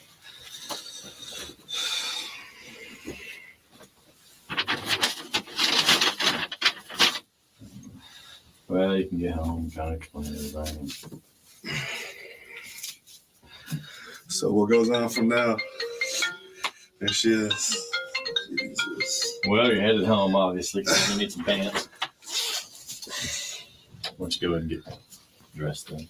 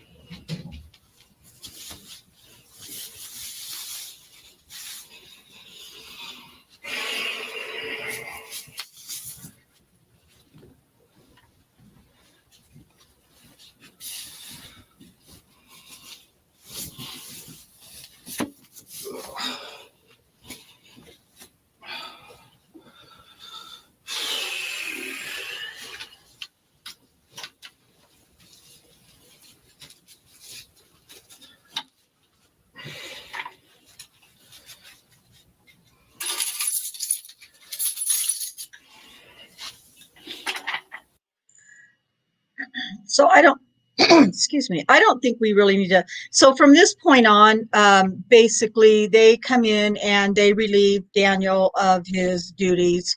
And he's, at this point, they put him on administrative leave, I believe it is. And he's not terminated yet at this point, I don't think, but I'd have to ask Kay for sure. Yeah, he just No. is on Administrative leave with pay. With pay, yeah. Okay. So yeah, it's that's basically the end of the, it's just the last few minutes are just the officers coming in and basically stripping him of his dignity and his respect and everything else, whatever was left of it after Kim and Rocky got done with him. So it was just the interrogation video, the interrogation and the Janie Liggins stop, and then Rocky managing to put it all together with what's her name, Terry Morris. Just they made a nice little conviction package, really, is what they did. However, they weren't done. That was just the beginning. They pretty much had to they went through a whole process of a list that after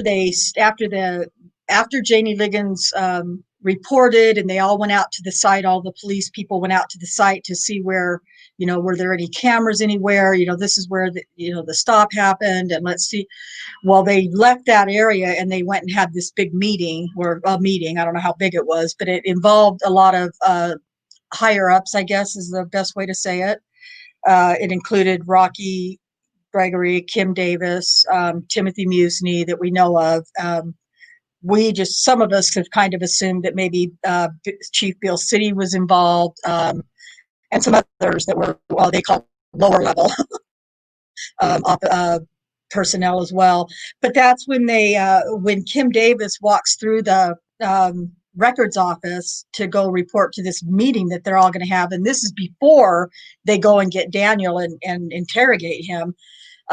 She walks in and she sees all the records personnel, or a bunch of these records personnel, just like trying to, searching for files, pulling files and photographs and whatever. And turns out that they're trying to find all women who I think at first they were trying to find an officer who fit Daniel's description, that drove the same kind of car he did, that was present or involved in the pullover with Terry Morris.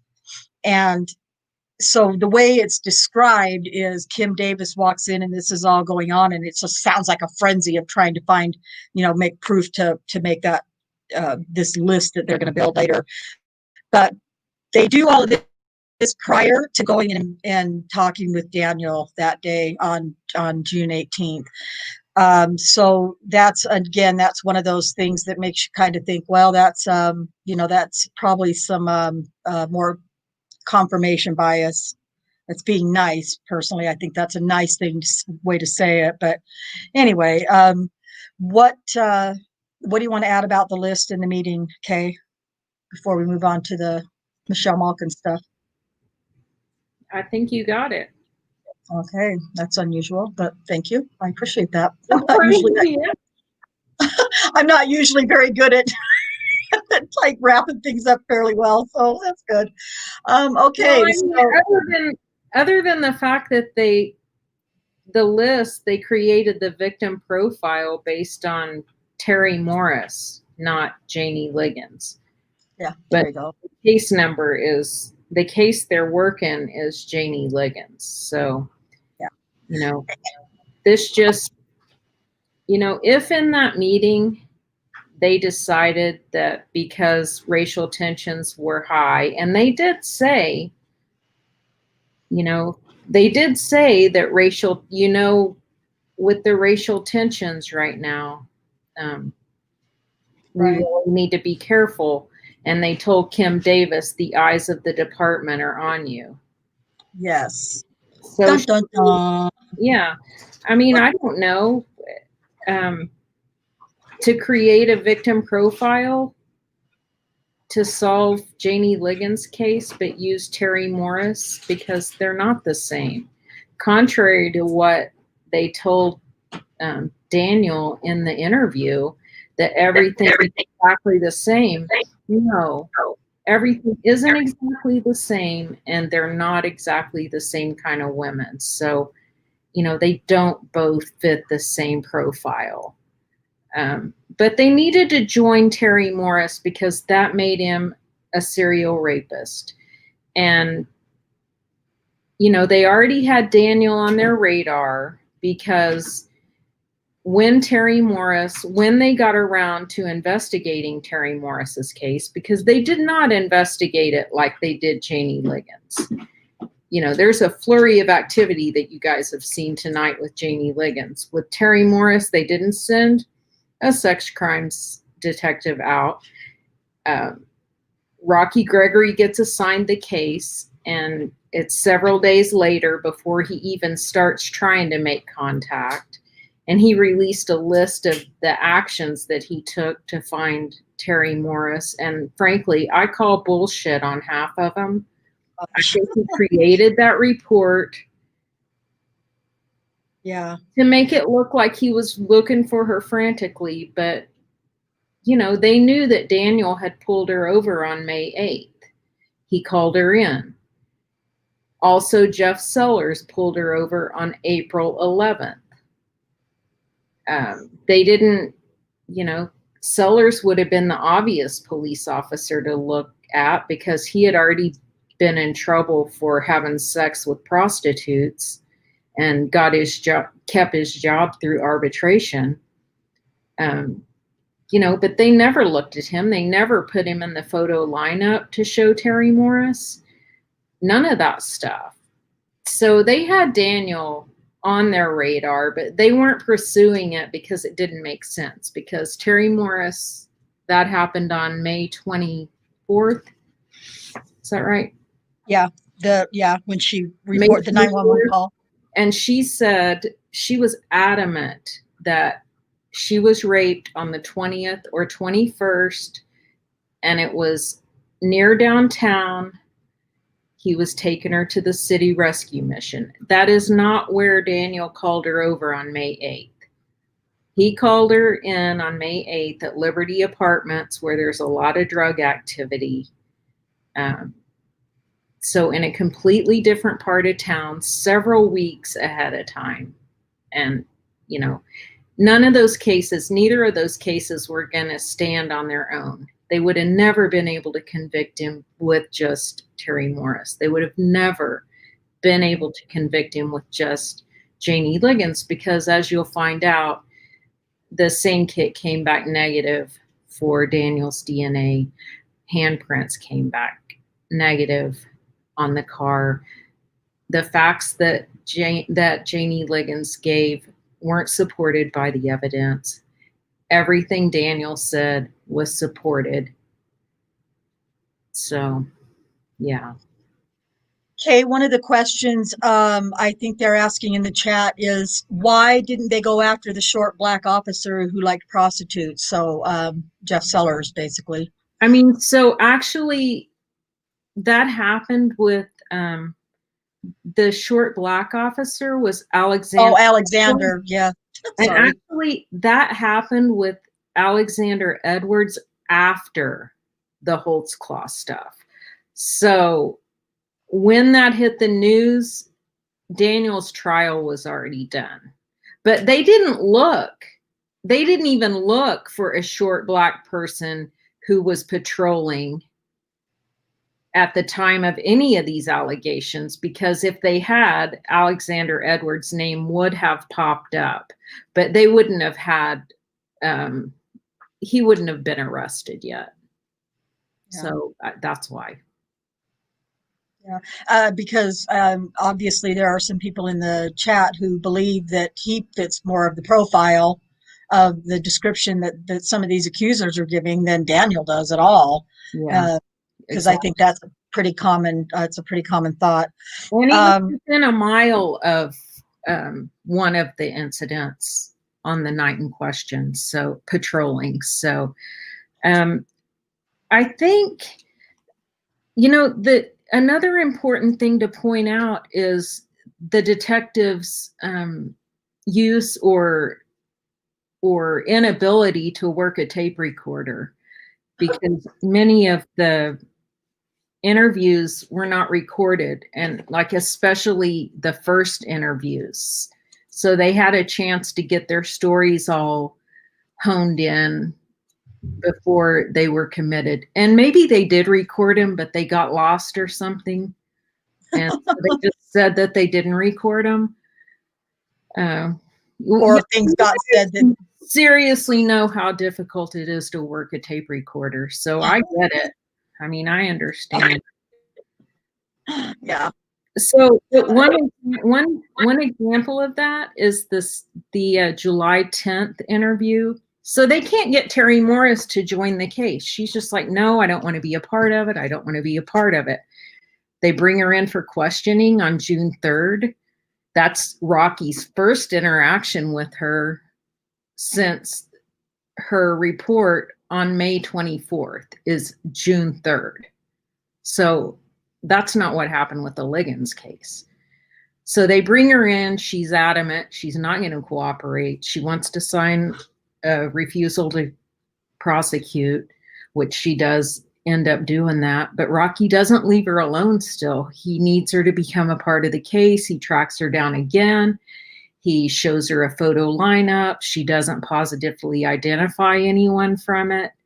Jeff Sellers is not in the lineup, which he should have been, since he stopped her on April 11th, because they're trying to pin it on Daniel because he stopped her on May 8th. Now they're going to make that work if they can get Terry to change her story, but she's not having any of it. She does not want to be a part of it, which to me confirms, makes me feel like that when she made those allegations, it was an excited utterance to get out of trouble.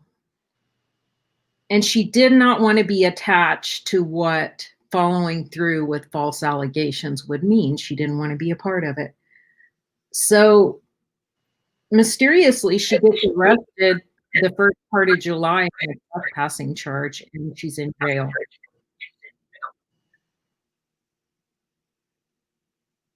Yeah.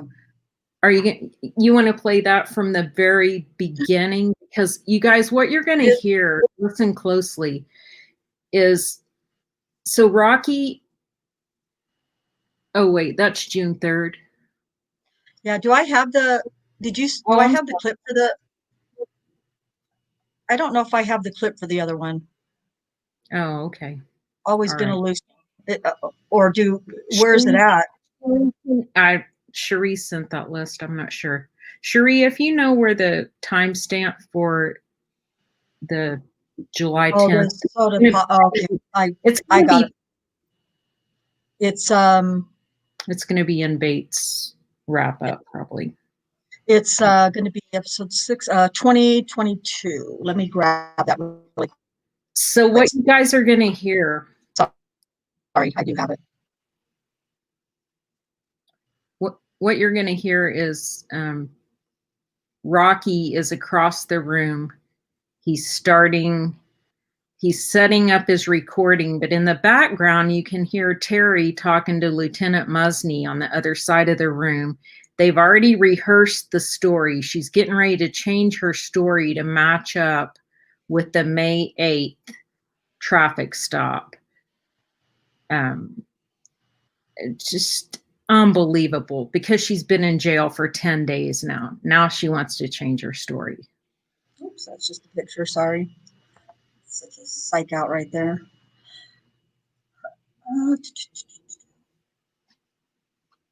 Okay.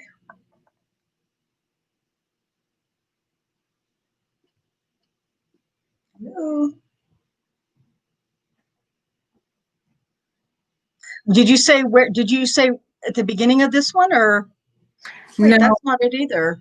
No, I was just, Cherie, do you have the timestamp for the July 10th interview? I believe it's 1418. Um, On Bates podcast in the wrap up.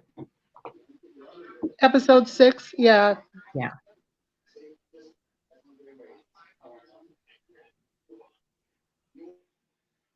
I don't think this is the right one. Episode 6, 1418. Yeah. In the podcast. Which way would I put? Okay, well, listen. This is That's difficult. that's No, because That's June 3rd, though. That's June I 3rd. don't know. I was coming back from the east and taking care of my business. Go to the I end. don't know because, yeah. Oops. The end of this one? Yeah, I mean, if that's the wrap up, it has to be in here. Yeah, it's in there. It's not the right. Yeah, according to my notes, it looks like episode 5 would have the 6-3 and 624, whereas episode 6 has the one in the jail. That's what I have anyways. I'm not sure. But... I apologize for the confusion with these Terry Morris ones. There's so much that happens with her, though, that it's hard to really. Okay, did you say episode 5, Cherie? I believe episode 6 is the one that has the jail interview. The first 2 are in episode 5, I believe.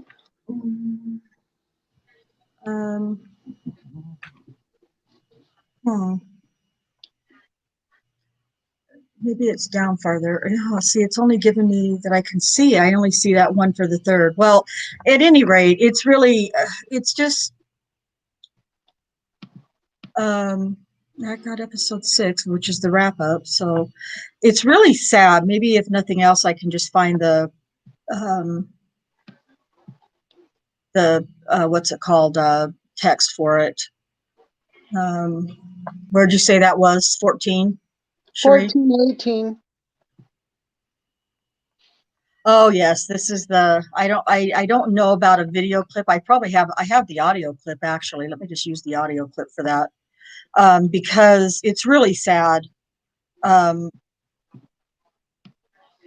I feel like what Rocky Gregory does to her, and with just such a clear conscience, just like no big thing.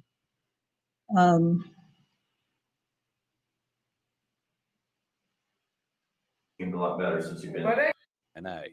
But as you'll hear in the recorded interview, that's a lie.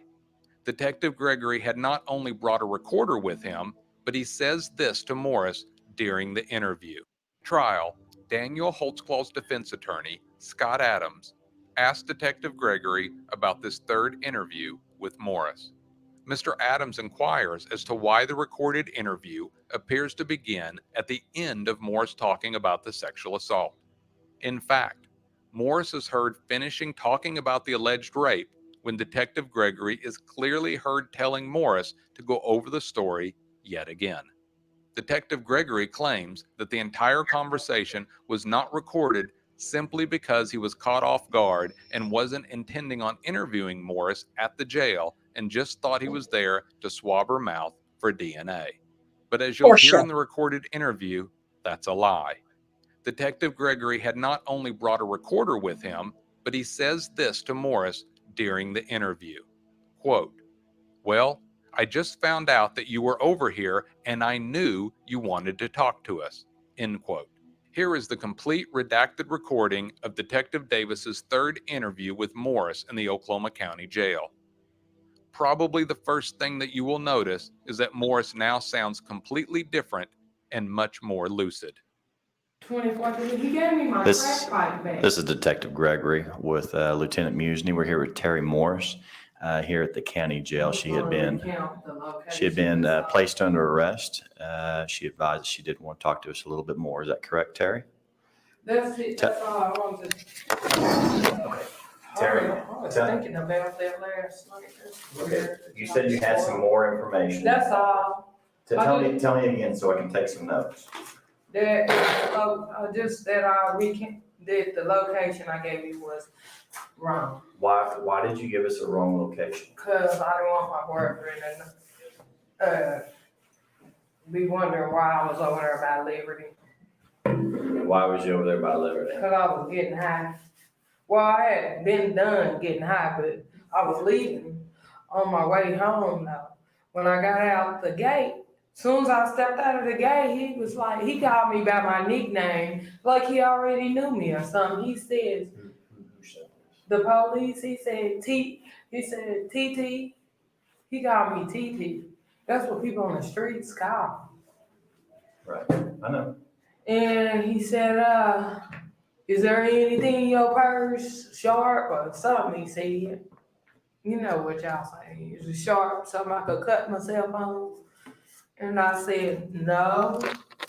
I said, I have a crack pipe. That, you know, I'm trying to be honest, because I thought he was an honest cop. Right. And so he told me to get in a car, and then he pulled. Liberty is like on 26. If you come down the 1 street, it's on 26. Right. And then he went up Lindsay to 24th, because Liberty is on 26 in Lindsay. He went up to 24th and Lindsay, and there's some more apartments right down the street from the welfare office and back of the welfare office. Not the new apartments. They got a big gate around them. I forget the name of them. They're at Liberty. No, 2 blocks past Liberty, you know, it's a bunch of apartments.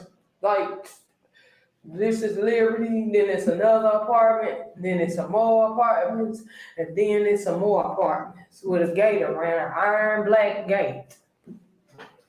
Okay. What did he do? Okay, so he stops you there at Liberty. Yeah, and pulls me around there, and he don't pull it directly in front of the apartments, but he pulls like right before you get in front of them, like, but you in front of the apartments, but you're not directly in front of them. Where he pulls where nobody can see us. Nobody can see who he has in the car. They can probably see his car, but they can't see who he have in the car, see what he's doing. And I was sitting there in the back. He said he was running a check on me. But I said, well, I don't got no warrants or nothing. And I guess I don't know if he ran the check or for real ran the check or not, but then he just kept twirling my pipe around, looking at it, when he was playing with it, like twiddling it around, looking at it. Then he said, I really felt like I had no choice. And then I was like, I don't want to do this. And he said, oh, come on. But I was trying to figure out, I've been trying to figure out how he knew my name all along. Like somebody told him. Like, that's TT. Okay, I want to back you up just a little bit, okay? Before you told me about he was headed down to the mission, so that's not true. No, And you didn't leave a rehab center. Yeah, I was at the rehab. I did relapse on the rehab. Where was you walking from? When I seen him, out of Liberty. Out of Liberty. But he had just pulled out of Liberty too, messing with people. He had seen me standing on the porch. He had never even messed with me. It's like as soon as I left out of Liberty, he left out of Liberty. On what day? I don't remember. Mr. Williams, I don't remember all that. She doesn't even know his name. You've always said the 20th or 21st. It's got probably around, but yeah, I probably remember. I don't remember now, you know what I mean? Okay, so you don't know, but it was, do you know if it was a few days before you told your boyfriend and the police about the rape? Yeah, it was some days before then. You don't know how many days? I wanted to say it was about probably about 8 days. You've been getting high. Well, I relapsed even worse when he did that. Okay. Now tell me, what time of day was this? It was evening. It was dark outside. It wasn't late though. It was like early evening, but it was just getting dark. Okay. Now I want to say it was about 8 or 9. Okay. Now I don't really know. Tell me this. I'm getting all confused again. No, hey, you're doing fine. You're doing fine, okay? Cause I can't think of all that stuff no more. Have to drink pot. I can't remember all that stuff. It's like jumbled up in my head anymore. Now, I didn't know if you like Dr. Pepper or Coke. I thought that was okay. You like Coke? Dr. Pepper is my favorite, but I like all pop. Oh, well, that'll work. That'll work. Remember, Coach, the real thing. Pepsi is. So you want to get up part of a rehab center, huh? Yeah. Okay, well, oh god, yeah. So I just think it's interesting that he's interrogating or questioning or interviewing somebody who was a sexual assault victim. And when she starts to get upset because she can't think of all of that stuff, and my interpretation of that is that, or she said, I can't remember all that stuff. My interpretation was, I can't remember all the lies you told me to tell. That's how I see that. But at the same time, I'm like, man, you got no soul, no heart, nothing. If you're truly investigating or questioning a sexual assault victim, and you get her all upset to the point where she's starting to cry because you're upsetting her, and instead of addressing that and saying, you know what, let's stop talking for today, we'll do he says, here, why don't you have another sip of pop? And like completely blows off the fact that she's upset and starting to cry, and then gets her all twisted with this whole soda pop and Coke and Dr. Pepper, and eventually in that interview she asks if they got a candy bar, and so she's Cherie, I think it was Cherie and I were kind of talking the other day that we're familiar with people who are alcoholics, and alcoholics. Well, my ex-husband, okay, my second husband was an alcoholic. And I remember the day, or, like for 2 days after he would go on a bender, like he just couldn't get enough sweet to eat. He needed to have, cold sugared cereal with syrup, whatever is the sweeter, the better. And so Cherie and I were kind of talking about that possibly being a side effect of, coming down from substances. Now, I don't know about drugs or anything, but, if I think they eat anything in sight when they're coming off the drugs, some of those drugs. But at any rate, it's just funny how she said she just loves soda pop and she loves candy, and basically she loves all sweets and all that stuff. But it's really kind of disgusting that somebody who's questioning an alleged victim of sexual assault will just gloss over that person's when they've gotten upset and just like, oh yeah, sorry, here, sorry about your luck. Let's have a pop. So it's kind of disgusting. So that is the point, though. That is the third interview with Terry Morris. She's cleaned up by this time. She's been in jail, I think, 8 days? Okay, so she's clean and sober at that point. And she's the clearest that she's ever been in her mind. And when you go back and listen to the first 2 interviews that he does with her compared to this one, it's just like completely different person. And he's also, in her clear mind, he's able to easily manipulate her into saying that the assault never occurred where she said it did originally, and that it was 3 weeks earlier or 2 weeks earlier than it really was. And so that's how they ended up tying Terry Morris to Janie Liggins, was because the 8th of May was the only day that Daniel stopped Terry Morris. So to connect her and make this a serial case, they got her to say that it had happened on the 8th of May as opposed to the 20th or 21st, which had always been her story prior to that. So I just think that's kind of gross, kind of disgusting, and kind of obvious. So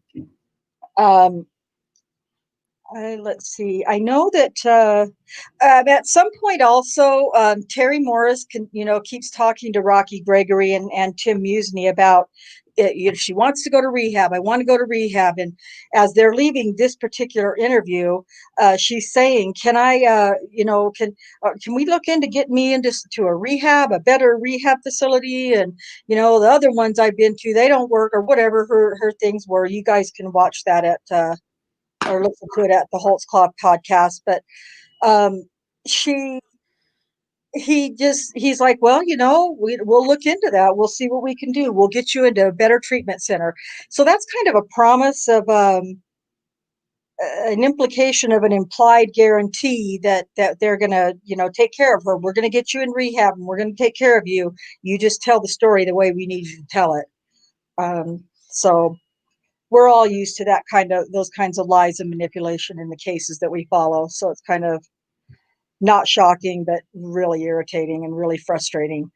And then I know, is everybody, because we're on 2 hours now, and I really don't want to keep you guys any longer. I still got 12 people watching, but we really did want to kind of talk too about Michelle Malkin, just a couple of clips from Michelle Malkin's videos, Daniel in the Den, and then one that she did with a interview with this. You know what? I'm going to go ahead and play this one with the. Oh, crap! Did I turn off the wrong one? I want to play this one with the DNA because the DNA. Remember, at the end of the trial, when Galen Gigger was making his closing statement, his closing argument at Daniel's trial. He said, and I don't have the exact words right in front of me, but basically he told the jury in his closing arguments that the DNA evidence proved that there was DNA found from the vaginal walls of the young victim, Adara Gardner. And that was just not true. It was just a blatant lie that he told the jury in his closing argument. I take issue with Scott Adams. I just am still bothered, although it does no good, but I'm still bothered that that didn't get an objection because it was a blatant lie. And I think there was a interview from one of the news stations interviewed one of the jurors. I think the clip is in Daniel's my Discord somewhere, but he says, when the newscaster asks him something about, what made you decide to, that he was guilty or whatever, this one juror says, well, it was the DNA evidence. We weren't really sure, but then, at the end in closing arguments, when the prosecutor, said about the DNA, that's what sold it. Well, that DNA evidence in the closing argument comment was a lie. So that's just infuriating that was such a big thing. But there is a little clip by Michelle Malkin that I will play. If I don't know if any of you have seen this or not, but I find it to be quite interesting.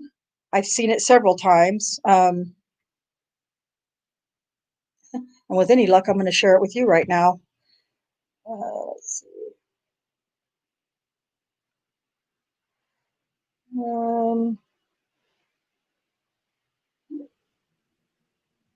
Yeah, I think some of these women could have been raped, Becca.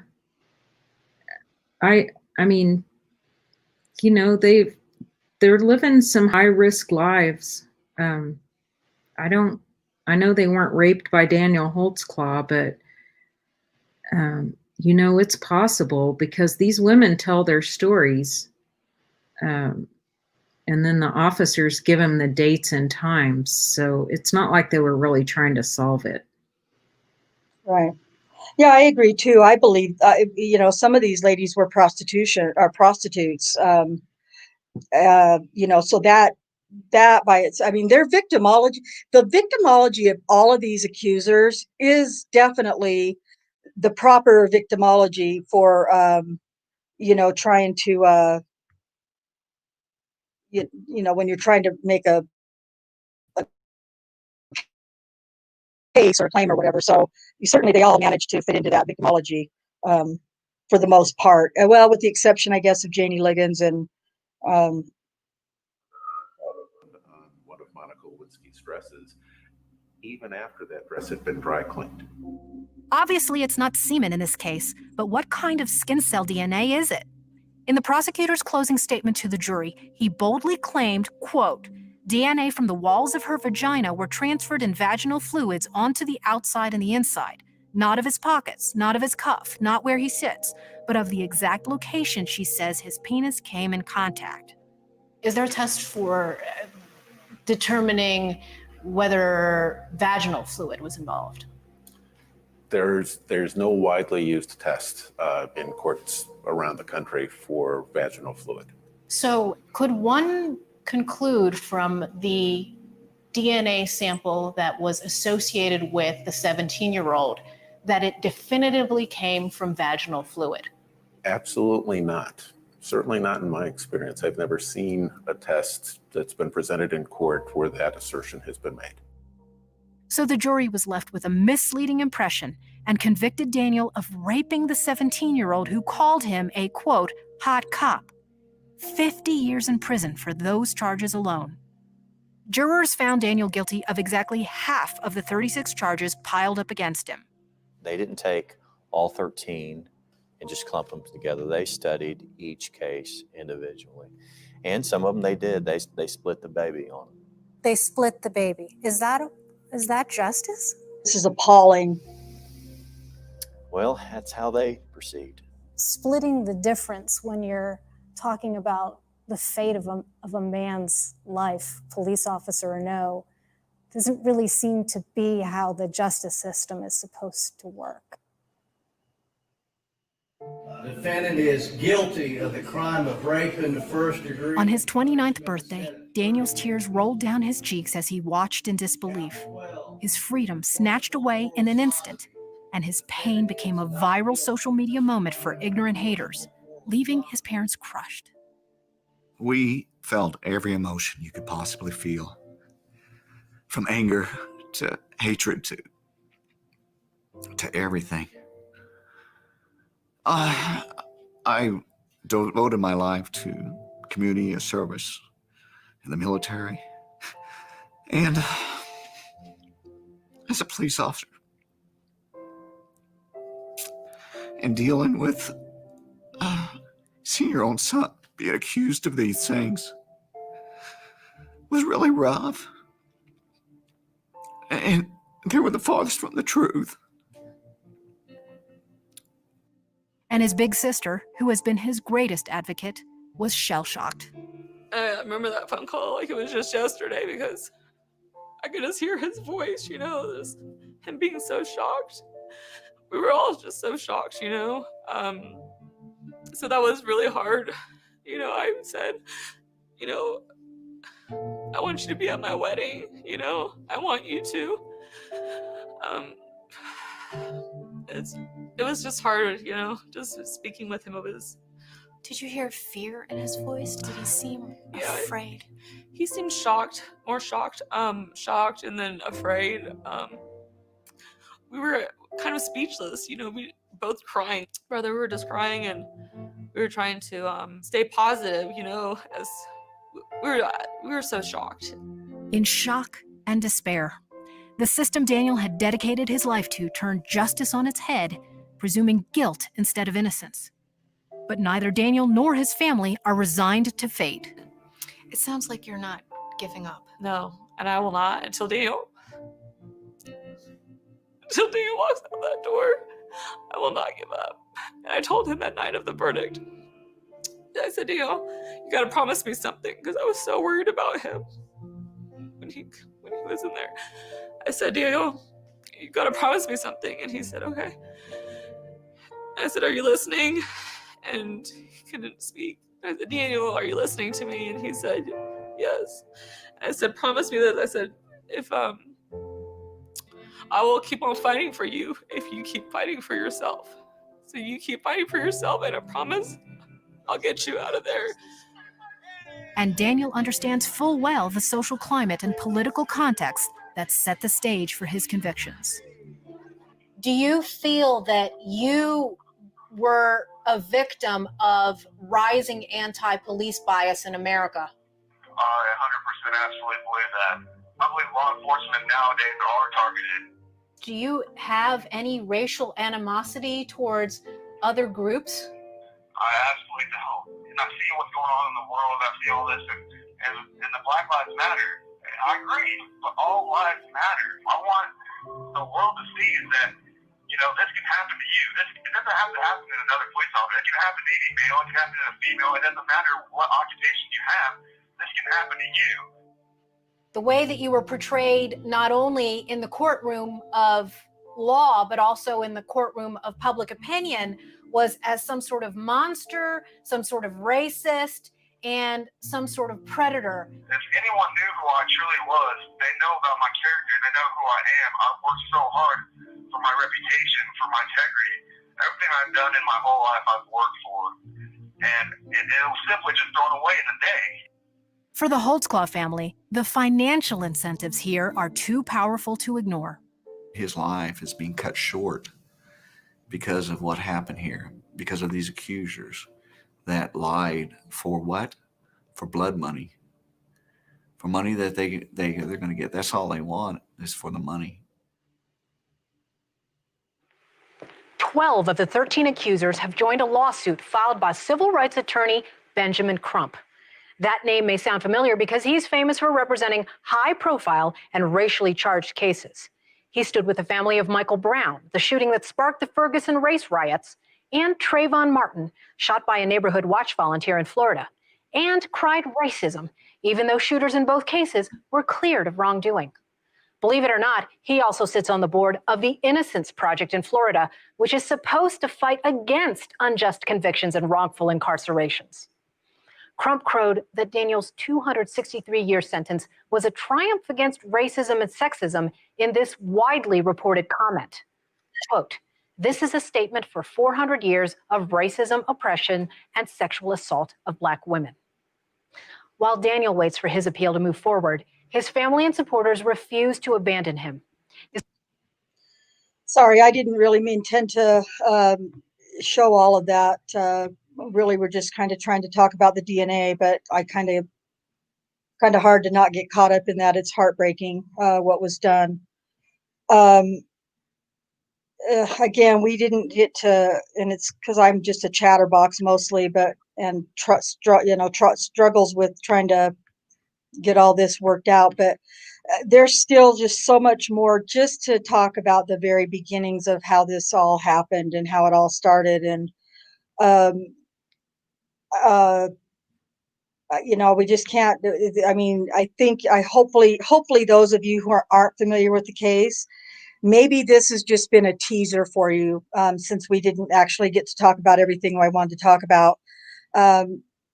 If any of this intrigued you to the point where you just really need to go dig and find out more information, then my first place would be to recommend you to the HoltzClawTrial.com. I think the mods have been dropping the links. There's the one to sign the petition for Daniel. He did, I mean, they don't have, the family used every cent that they had just paying for the attorney that they had in the trial.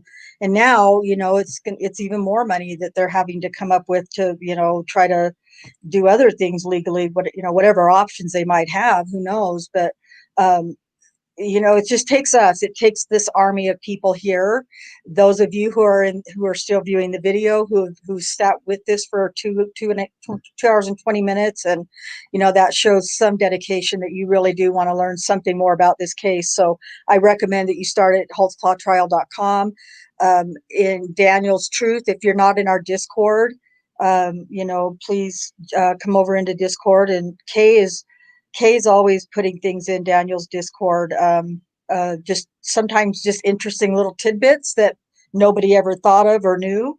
And, sometimes it's some, interesting, like big stuff. So you'll find a lot of the news clips and just different news kind of clips and stuff like that in their videos as well. So there's also a lot of support advocate stuff added in the Discord as well. Kay, I mean, I know, like I said, I know we didn't get to go over all the things we wanted to. Is there anything that we didn't cover that you'd like to at least try to talk about? I mean, not really. I don't think we could talk about 3 accusers. And I mean, we can share the clips we were going to use, because, that'll let people look at it on their own, right, just to kind of see how, different. There are 3 examples. Sherry Ellis, who says he's a short Black guy. and they made that work. Daniel got 62 or 63 years for her. Shardarian Hill, she makes all these allegations when really Daniel saved her life. But he had been text messaging her, so that didn't look good. But I think when people step back and look at it like I did, because I was like, what? That's some bullshit right there. And think about, she chews up a vial of PCP. He gets her rushed to the hospital. She's in custody, so he has to stay there with her until she gets released because she is going to jail. So he's with her for, I don't know, 5-7 hours. I can't remember how many hours. In a room with her, you're going to be talking. I think Daniel really thought that he could make a difference with her. But really what happened was she made a difference with him. And then Carla Raines, who says 7 times that, no, nothing happened. Nothing happened. Nothing happened. No. How did you get my name on this? No. I mean, I did one time, like a black officer, he exposed himself to me, but no, none of this. And then whatever happened between that interview and her deciding that she would come up with a story that matches an AVL, matches the GPS, matches Daniel's police records. Because, all these women, they couldn't remember the dates and times, but the officers provided that information to them. Just stuff like that. I mean, those 3 women alone just turn this just really, when you realize that, hey, no, 13 women didn't come forward. 3 women came forward. But no, only one of them was he convicted on, of the 3 that came forward. They cultivated these people. And they manufactured this case. And they used his own work records to do it. And they didn't look at anyone else. And the assistant district attorney, Galen Giger, lied to the jury. And the jury said after the conviction, when they were interviewed, well, frankly, DNA is kind of boring. They told us it was DNA from the walls of the vagina. And so we don't know. And that's how that went. I mean, they're the experts, right? It's sickening. Yeah. But we could post those links. Yeah, yeah, they come from Michelle Malkin's Daniel in the Den. Yeah. If you want to just watch that whole documentary, she did a good job putting that together. Yeah, she did. Yeah. Yeah. So, and then also we really wanted, I almost now wish I had started with it in a sense, but we really wanted to show you or have you listen to some experts from Jason Flom from his wrongful conviction podcast. If you don't listen to anything else or click any other link, or Cherie, are you able to grab that from this chat and post it? Well, I guess I can. I can do it. Never mind. I think I can do it, can't I? But Jason Flom, and I didn't really, I followed Jason Flom on Twitter. I just had no idea really what his contribution was. But he did a podcast, an episode about Daniel. And I really, if you don't have time or you can't make time to watch anything else or listen to anything else, this will kind of nutshell all of it for you. without a lot of detail, but enough to get you even more intrigued. But he does a really good job. You know, and he will talk with Daniel in that podcast, and I believe he talks with Jenny, I think, and Erica Fuchs, the DNA biologist, rather. So it's like 40 minutes long. It's not that long, and by the time it's over, at least for me, I was like, I want more. I still need more. And I know a little bit about the case, but I still wanted to hear more from him because he was really so good at doing it. So are there any other questions about Daniel's case that we might be able to answer? Or if not, I wanted to share a little video with you. What is this? Oh, that's Jason Flom. Okay. I wanted to share this little video with you from our dear friend, Sharon Sunshine. And she has put together, as I think most of you know, she has put together a program that she is doing to honor Richard, Eric Jose. And I told her that I would be happy to share with our audience her little introduction to that show that she's got planned for Wrongful Conviction Weekend. So if nobody has any other questions about Daniel's case, I'll just ask for 3 more minutes of your time to watch Sharon's video, short video. And if you haven't yet, please subscribe and get the notifications bell, like the videos, share the videos.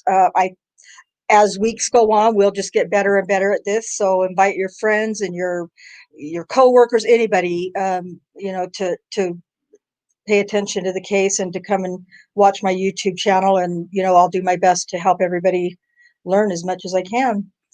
And with that, I am going to share, I'm going to say goodbye, and I'm going to share, that is impossible to say, share Sharon's video. Cherie, do you have anything you want to add before we go? If you're muted. No, I think I'm good. Okay, Cherie's great. We can hardly shut her up when we have like little staff meetings. We can't get her to shut up. So before she comes into the live stream, we tell her, keep your mic muted, don't talk unless we give you permission. I'm just kidding. She's just very quiet, but she does a ton of work behind the scenes in her quietness. So I really appreciate her. And Kay, what else do you have before we share this video and take off? Nothing. All right. Nope. You guys, thank you for We'll be sticking this coming in at 2.5 hours. Yeah, and you know what? We still got 13 watching, so it can't be bad, right? So I appreciate all of you who have been there from the from we first went live, and I will see everybody and more next Sunday at 6 p.m. Central Time right here on Just My Channel, and my channel is called Just Rhonda. And here I try to go.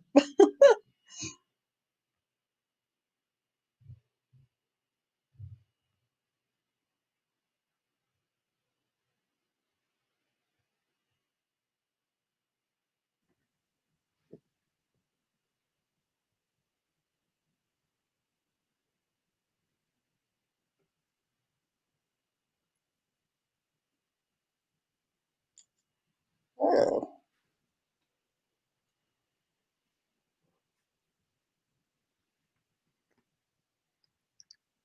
I don't know what's happening. Can you close some tabs? I don't have anything open. Oh, well, I don't know. That's weird. Maybe refresh.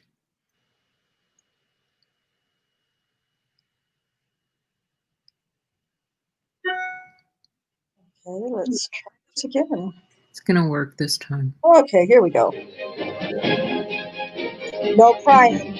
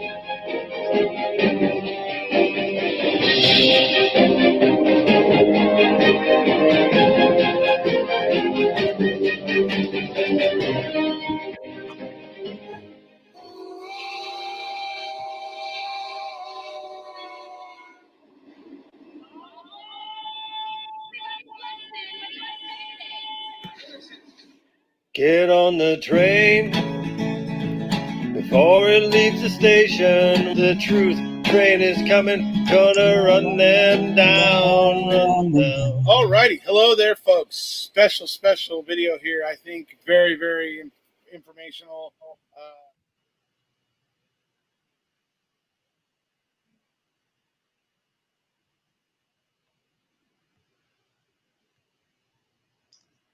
All right, there you have it. Nice little way to end our show tonight. We will see you guys here next Sunday night. But also, you know what? I need to check the calendar because I also don't want to run into. I'll let everybody know because I don't want to run into the wrongful conviction weekend with my show. So I'll look at the calendar and see when all those events are going to take place. We might have to just adjust our day or time a little bit to fit around that. So thank you guys. Love you guys. And we will talk to you next time. Bye.